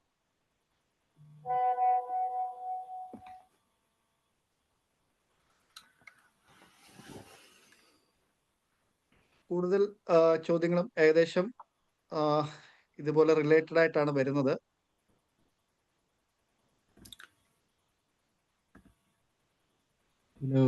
ഷാനി, കുറെ ചോദ്യങ്ങൾ കണ്ടു. ഇപ്പൊ വേക്കൻസികൾ ഇനി വരുമോ, ഓപ്പൺ ആവോ എന്നുള്ളതേ. അത് ഈ സിറ്റുവേഷൻസ് ഒക്കെ മാറി മാറി വരും. ഇപ്പൊ ഗ്ലോബൽ നഴ്സിംഗ് ഷോർട്ടേജ് ഒരു റിയാലിറ്റിയാണ്, പ്രത്യേകിച്ച് യൂറോപ്പിലും ഓസ്ട്രേലിയയിലും US-ലും കാനഡയിലും ഒക്കെ. അപ്പൊ അതുകൊണ്ട് ഇപ്പൊ കുറച്ച് ഈ പല HSCയുടെ പോളിസികൾ കൊണ്ട് ലിമിറ്റഡ് വേക്കൻസികളാണെങ്കിലും അതിന്റെ സിനാരിയോ മാറി വരാം. ഇപ്പോ 2026 ഈ സിനാരിയോ ആവണമെന്നില്ല, ചിലപ്പോ ഒരു വലിയ ഷോർട്ടേജ് വരാം. ഇപ്പൊ വലിയൊരു സർജ് ഓഫ് റിക്രൂട്ട്മെന്റ് സംഭവിക്കാം. അപ്പൊ അതുകൊണ്ട് നമുക്ക് ഇപ്പൊ ഈ സാഹചര്യം തന്നെയാണ് എപ്പോഴൊന്നും പറയാൻ പറ്റില്ല. തീർച്ചയായിട്ടും ഇത് ഇമ്പ്രൂവ് ആവാനും സാധ്യതയുണ്ട്. ഓക്കെ, HSCI ഉള്ളവർക്ക് ആഫ്റ്റർ 1 ഇയർ ഫാമിലിയെ കൊണ്ടുവരാൻ സാധിക്കുമോ? അത് ഡിപ്പെൻസ് ഇൻകം ആണ്. ഇപ്പോ 30,000 യൂറോ സാലറി ഉണ്ടെങ്കിൽ അതാണ് ഇപ്പോഴത്തെ ബേസിക് സാലറി, സ്പൗസിനെ കൊണ്ടുവരാം. പക്ഷെ കുട്ടികളെ കൂടി കൊണ്ടുവരുമ്പോൾ നിലവിലുള്ള റൂൾ അനുസരിച്ച് ഒരു കുട്ടിയെ കൊണ്ടുവരാൻ 33,000 യൂറോ വേണം ആനുവൽ സാലറി. അടുത്തൊരു കുട്ടിക്ക് ഓരോ കുട്ടിക്കും 3,000 വേണമെന്നാണ് കറന്റ് റൂള്. അത് ഞാൻ നേരത്തെ സോമി ചേച്ചി പറഞ്ഞ പോലെ MRCI, migrant rights centre of അയർലൻഡുമായി ചേർന്ന് യുണൈറ്റുമായി ചേർന്നിട്ട് നമ്മൾ ഇത് മാറ്റാൻ, ആ റൂള് മാറ്റി എല്ലാ HCSനും റിഗാർഡ്ലെസ് ഓഫ് സാലറി എത്ര പിള്ളേരുണ്ടെങ്കിലും അവരെയും സ്പൗസിനെ ഒരുമിച്ച് കൊണ്ടുവരാനുള്ള നിർമ്മാണം നടത്താൻ വേണ്ടിയുള്ള പ്രോസസ്സിങ് നമ്മൾ ചെയ്തുകൊണ്ടിരിക്കുകയാണ്. ഇതുവരെ തീരുമാനമായിട്ടില്ല. പക്ഷേ 30,000 യൂറോ സാലറി ഉള്ളവർക്ക് സ്പൗസും ഒരു കുട്ടിയൊക്കെ ഉള്ളവർക്ക് ഇപ്പൊ ഒരുപാട് വിസ അടിക്കുന്നുണ്ട്. അപ്പൊ അത് ഗവൺമെന്റ് കുറെയൊക്കെ റിലാക്സ് ചെയ്തിട്ടുണ്ട്. പക്ഷെ പ്രോപ്പറായിട്ട് നമ്മൾ ആ ഫൈനൽ നമ്മൾ എന്താണ് ആവശ്യപ്പെടുന്നത് എത്തിയിട്ടില്ല. പക്ഷെ നമ്മളത് ചെയ്തുകൊണ്ടിരിക്കുകയാണ്. MRCI, യുണൈറ്റ് ഒക്കെ ചേർന്ന് അത് മൂവ് ചെയ്തുകൊണ്ടിരിക്കുകയാണ്. ഹോപ്പ്ഫുള്ളി അടുത്ത് തന്നെ അത് റിലാക്സ് ചെയ്യും എന്ന് പ്രതീക്ഷിക്കാം.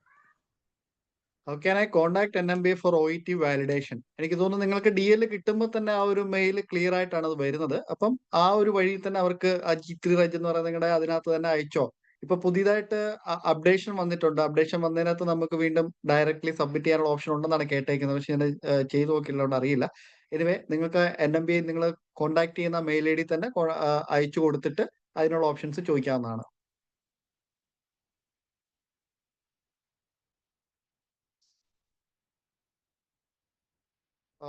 ചില ക്വസ്റ്റ്യൻസ് ഞാൻ മനഃപൂർവ്വം അവോയ്ഡ് ചെയ്തതാണ്. കാരണം എനിക്ക് തോന്നുന്നു അത് ഇവിടുത്തെ നമ്മുടെ ഏതെങ്കിലും യൂണിയനുമായിട്ട് ബന്ധപ്പെട്ട ഏതെങ്കിലും മീറ്റിങ്ങുകളിൽ ചോദിക്കേണ്ട ചോദ്യങ്ങളാണ്.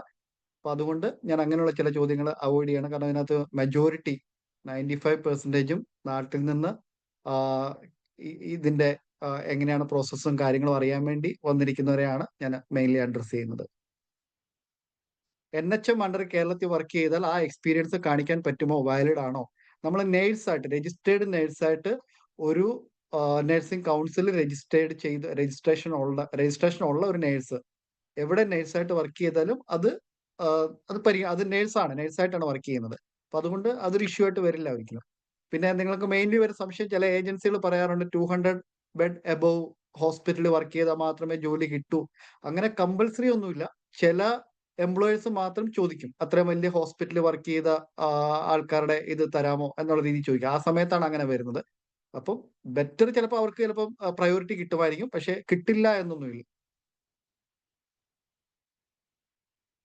DL renewal, what documents needed same തന്നെയാണ്. നമ്മൾ എല്ലാ ഡോക്യുമെന്റ്സും സബ്മിറ്റ് ചെയ്യണം. അതിനകത്ത് ഒരു ടൈം ലിമിറ്റ് ആണ്. അവർ ഒരു പ്രാവശ്യം അപ്ലൈ ചെയ്തവർക്ക് ചിലപ്പോൾ അവര് എക്സെപ്ഷൻസ് കൊടുക്കാറുണ്ട്. പക്ഷെ എന്നാലും നമ്മുടെ കറണ്ട് നഴ്സിംഗ് കൗൺസിൽ രജിസ്ട്രേഷന്റെ അവിടുന്നുള്ള നമ്മുടെ ഗുഡ് സ്റ്റാൻഡിങ്ങും അതുപോലെ നമ്മൾ വർക്ക് ചെയ്യുന്ന സ്ഥലത്തു നിന്നുള്ള എംപ്ലോയ്മെന്റ് ഫോമും നിങ്ങളോട് വീണ്ടും ചോദിക്കാനുള്ള സാധ്യതയുണ്ട്.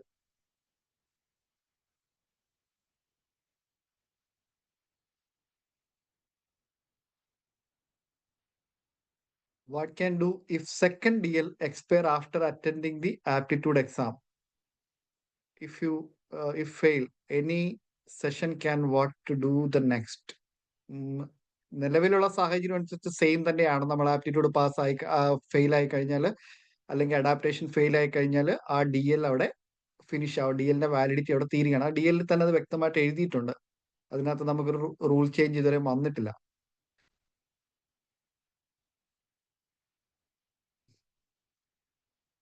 OET മാൻഡേറ്ററി ഫോർ കെയറർ ഇല്ല. ഹെൽത്ത് കെയർ അസിസ്റ്റന്റ് ആയിട്ട് ജനറൽ വർക്ക് പെർമിറ്റ് വരുന്നതിന് ഇംഗ്ലീഷ് ലാംഗ്വേജ് പ്രൊവിഷൻസ് ചോദിക്കുന്നില്ല.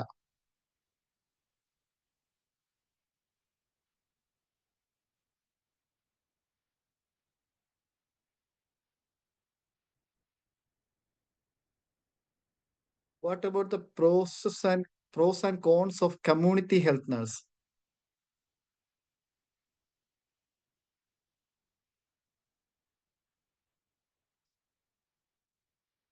കമ്മ്യൂണിറ്റി ഹെൽത്ത് സോമജി ആൻസർ ചെയ്യുന്നവരെ.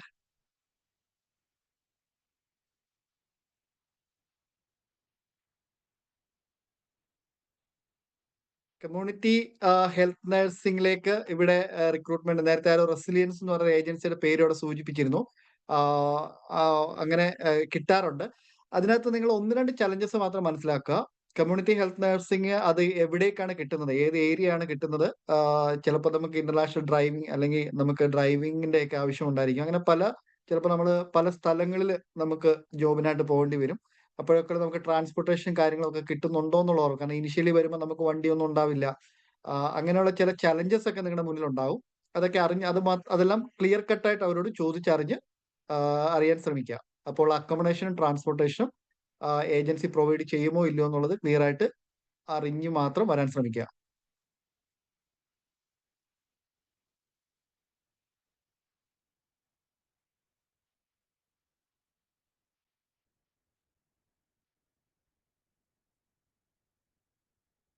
HSC ഓപ്പൺ ആയോ? Please answer. HSC ഓപ്പൺ ആയോ എന്ന് ചോദിച്ചാൽ ഞാൻ നേരത്തെ പറഞ്ഞ വാട്ടർഫോൾ ഹോസ്പിറ്റലും ലിമറിക് ഹോസ്പിറ്റലും ഒക്കെ HSC ഹോസ്പിറ്റൽസ് ആണ്. അപ്പം യൂണിവേഴ്സിറ്റി ഹോസ്പിറ്റലും ഒക്കെ. അപ്പം അവിടെ ഇത് നമുക്ക് നമ്മുടെ ഇപ്പൊ ഇന്ത്യയിലെ ഗവൺമെന്റ് എക്സാം വരുന്നത് ഇപ്പൊ സെൻട്രൽ ഗവൺമെന്റ് എയിംസിന്റെ കൂടെ ഒരു എക്സാം പോലെ ആയിരിക്കില്ല വരുന്നത്. അതായത് എംപ്ലോയേഴ്സ് ആയിരിക്കും അവർക്ക് എന്താ പറയാ അവർക്ക് വേക്കൻസിക്ക് വേണ്ടി അവർ കൊടുക്കുന്നത്. അപ്പൊ ഒരു നേരത്തെയൊക്കെ നടന്നിരുന്ന പോലെ ഒരു മാസ് റിക്രൂട്ട്മെന്റ് ഒന്നും നടക്കുന്നില്ല, എങ്കിലും വളരെ ചെറിയ രീതിയിൽ നടക്കുന്നുണ്ട്. അപ്പൊ ഇവിടെ HSC റിക്രൂട്ട്മെന്റ് ചെയ്യുന്ന ഏജൻസികളുമായിട്ട് കോൺടാക്ട് ചെയ്യാൻ ശ്രമിക്കുക. എക്സാമ്പിൾ ആയിട്ട് പറയണ CPL, KCR, service source, IITR അങ്ങനെയുള്ള വിവിധ പൈനിയർ ഏജൻസീസ് ഉണ്ട്. അവരുമായിട്ട് കോൺടാക്ട് ചെയ്യാനായിട്ട് ശ്രമിക്കുക.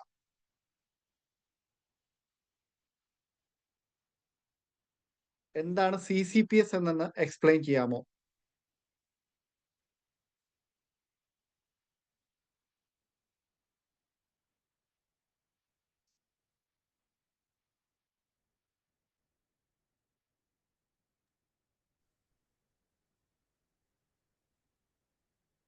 CCPS ഫുൾ ഫോം മറന്നുപോയി. CCPS എന്ന് പറഞ്ഞാൽ നമുക്ക് നമ്മുടെ ഗുഡ് സ്റ്റാൻഡിങ് തന്നെയാണ്. നമ്മുടെ എന്താണ് നമ്മുടെ ഒരു പ്രൊഫഷണൽ ലൈഫിൽ പ്രത്യേകിച്ച് നമ്മൾ പ്രശ്നങ്ങളോ ലീഗൽ ഇഷ്യൂസോ ഒന്നും ഉണ്ടാക്കിയിട്ടില്ല എന്നുള്ളതാണ് ഈ CCPSലൂടെ ഇവരിത് കൊടുക്കുന്നത്. പ്രൈവറ്റ് സെക്ടറിൽ ജോയിൻ ചെയ്തിട്ട് HSCയിലേക്ക് മാറാൻ പറ്റുമോ? എത്ര വർഷം കഴിയണം? നേരത്തെ സോമി ചേച്ചി ആൻസർ ചെയ്തായിരുന്നു അത്. നമ്മളൊരു എംപ്ലോയറുടെ അണ്ടറിൽ വരുമ്പോഴും നമുക്ക് 9 മന്ത്സ് കഴിഞ്ഞാൽ മാത്രമേ ആ എംപ്ലോയറെ ചേഞ്ച് ചെയ്യാനായിട്ട് നിലവിലെ റൂള് അനുവദിക്കുന്നുള്ളൂ. എങ്കിൽ തന്നെയും ആ എംപ്ലോയർക്ക് വേണമെങ്കിൽ നമുക്കെതിരായിട്ട് ലീഗലി മൂവ് ചെയ്യാനുള്ള ഓപ്ഷൻസ് അവിടെ കിടപ്പുണ്ട്. അപ്പൊ അതുകൊണ്ട് തന്നെ നമുക്ക് അങ്ങനെ ഒരു ടൈം ഫ്രെയിം പറയാൻ സാധിക്കത്തില്ല. മിക്കവാറും നാട്ടിൽ നിന്ന് എല്ലാവരും 2 ഇയർ കോൺട്രാക്ട് അല്ലെ 3 ഇയർ കോൺട്രാക്റ്റിലായിരിക്കും വരുന്നത്. അപ്പൊ അതിനുശേഷം വേണമെങ്കിൽ നമുക്ക് മാറാൻ സാധിക്കും. HSC ജോബ് ഓപ്പൺ ആയിട്ടുണ്ടെങ്കിൽ നമുക്ക് മാറാൻ സാധിക്കും. ഇവിടെ നിലവില് അങ്ങനെ എംപ്ലോയേഴ്സ് ചിലപ്പോൾ 1 ഇയർ ഒക്കെ കഴിഞ്ഞാൽ പോലും അവർക്ക് NOC കൊടുത്ത് വിടാറുണ്ട്. അപ്പൊ അങ്ങനെയുള്ള സാഹചര്യങ്ങൾക്ക് അവർക്ക് മാറി അടുത്ത ജോബ് അത് HSC ആണെങ്കിലും അടുത്ത മറ്റൊരു സ്ഥാനത്താണെങ്കിലും ജോയിൻ ചെയ്യാനായിട്ട് സാധിക്കും. അങ്ങനെ ഒരു റെസ്ട്രിക്ഷൻ ഇല്ല. പിന്നെ സ്റ്റാമ്പ് ഫോർ വിസ കിട്ടിക്കഴിഞ്ഞാൽ 21 മന്ത്സ് കഴിഞ്ഞ് കഴിഞ്ഞാൽ നമുക്ക് സ്റ്റാമ്പ് ഫോർ വിസയ്ക്ക് വേണ്ടി അപ്ലൈ ചെയ്യാൻ പറ്റും. ഇത് രജിസ്റ്റേർഡ് നഴ്സസിന്റെ കാര്യമാണ് പറയുന്നത്, ക്രിട്ടിക്കൽ വർക്ക് പെർമിറ്റ് ഉള്ളവരുടെ കാര്യമാണ്. അപ്പൊ അതിനുശേഷം അവർക്ക് മാറാൻ സാധിക്കും. അപ്പൊ അങ്ങനെയുള്ള ഒരാൾക്ക് എംപ്ലോയറെ ഈസി ആയിട്ട് മാറാനും അവിടെ നിയമത്തിന്റെ നൂലാമാലകളൊന്നും ഉണ്ടാവില്ല. ഇന്റർനാഷണൽ അതിൽ driving licence is Shani mandatory. ഒരു കാര്യം ഇവിടെ അതില് ഇപ്പൊ പുതിയ റൂള്, അത് MRC ഒക്കെ വർക്ക് ചെയ്തതിനു ശേഷം വന്ന റൂളാണ്. അപ്പോ ഫസ്റ്റ് വന്ന ഒരാൾക്ക് 9 മാസം കഴിഞ്ഞാൽ വർക്ക് പെർമിറ്റ് ചേഞ്ച് ചെയ്യാം, എനി ടൈം ഫ്രം 9 months കേട്ടോ. ഇപ്പൊ ഒരു പുതിയ 9 മാസം വന്നിട്ട് പ്രൈവറ്റിൽ വർക്ക് ചെയ്തുകൊണ്ടിരിക്കുമ്പോൾ 9 മാസം കഴിയുമ്പോൾ HSC ഇന്റർവ്യൂ കിട്ടിയാൽ 9 മാസം കഴിഞ്ഞിട്ടാണെങ്കിൽ മാറും. അതിനു മുമ്പ് 6 മാസം കഴിഞ്ഞ് മാറുകയാണെങ്കിൽ ചില ബുദ്ധിമുട്ടുണ്ടാവും. പക്ഷെ 9 മാസം കഴിഞ്ഞാൽ ഈ ഫ്രീ ആയിട്ട് തന്നെ ഈസി ആയിട്ട് മൂവ് ചെയ്യാം. 9 മാസത്തിന് മുമ്പ് മാറാം. ജെനുവിൻ ആയിട്ടുള്ള ഒരു വർക്ക് പ്ലേസ് ഇഷ്യൂയോ അല്ലെങ്കിൽ എക്സ്പ്ലോയിറ്റേഷനോ അല്ലെങ്കിൽ ഒരു ഗ്രീവൻസ് കംപ്ലൈന്റ് ഒക്കെ ഉണ്ടെങ്കിൽ, അൺഫെയർ ട്രീറ്റ്മെന്റ് ഒക്കെ നമുക്ക് റേസ് ചെയ്യാൻ പറ്റുകയാണെങ്കിൽ മാറാം. പക്ഷെ അത് അൺയൂഷ്വൽ സർക്കംസ്റ്റൻസ് ആണ്. നോർമലി നമുക്ക് ഈസി ആയിട്ട് 9 മാസം കഴിഞ്ഞാൽ മാറാം.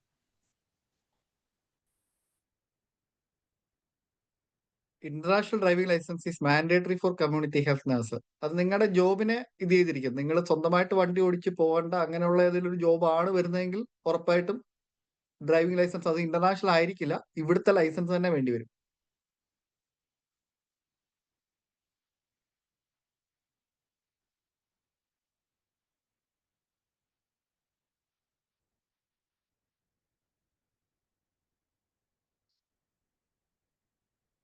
ഏകദേശം കോമൺ ആയിട്ടുള്ള ചോദ്യങ്ങളൊക്കെ നമ്മൾ കവർ ചെയ്തു എന്ന് വിചാരിക്കുന്നു. ഇനിയും സ്റ്റിൽ നിങ്ങൾക്ക് സംശയങ്ങളുള്ളത്, നിങ്ങൾക്ക് എയിംനയുടെ ഗ്രൂപ്പുകളിലോ, പ്രത്യേകിച്ച് അയർലൻഡിന്റെ ഗ്രൂപ്പുകളുണ്ട്, നിങ്ങൾക്ക് എയിംനയുടെ നമ്പറുകളിലോ അല്ലെങ്കിൽ MNAയുടെ കോൺടാക്ട് ഡീറ്റെയിൽസ്, MNAയുടെ മെയിൽ ID ഒക്കെ നിങ്ങൾക്ക് കോൺടാക്ട് ചെയ്യാവുന്നതാണ്. നമുക്കറിയാവുന്ന ജെന്യൂൻ ആയിട്ടുള്ള ആൻസേഴ്സ് ഒക്കെ നിങ്ങൾക്ക് തരുവാനായിട്ട് നമ്മൾ ശ്രമിക്കുന്നതാണ്. ഏകദേശം 280ഓളം കാൻഡിഡേറ്റ്സ് നമുക്ക് ഇന്ന് ഈ ഒരു മീറ്റിംഗിൽ ജോയിൻ ചെയ്തിരുന്നു. എല്ലാവർക്കും ഒരു പ്രയോജനകരമായ വെബിനാർ ആയിരുന്നു എന്ന് തീർച്ചയായിട്ടും വിചാരിക്കുന്നു.